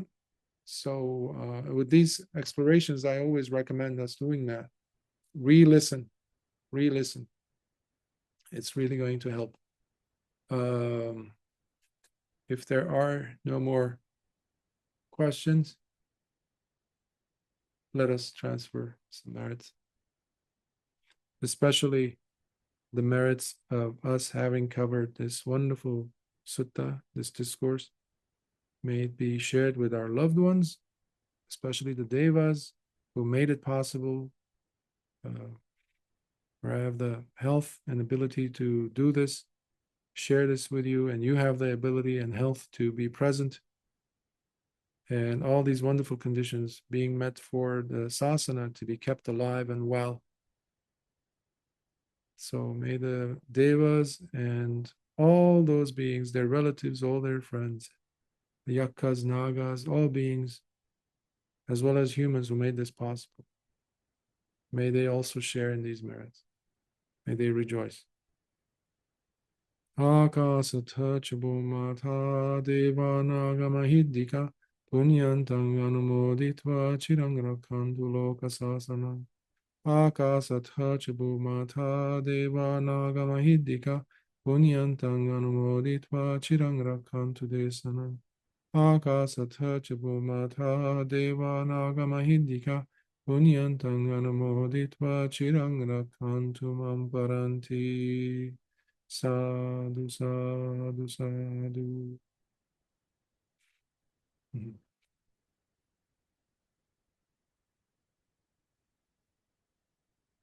Thank you for joining us on this wonderful voyage through the suttas. So may it have its wonderful impact, reverberate in your life, in your interactions with your loved ones. And may you be blessed with health, well-being, and prosperity, and all that your heart desires, wholesome qualities and traits, needs in life. Until next time, Sukhi hota.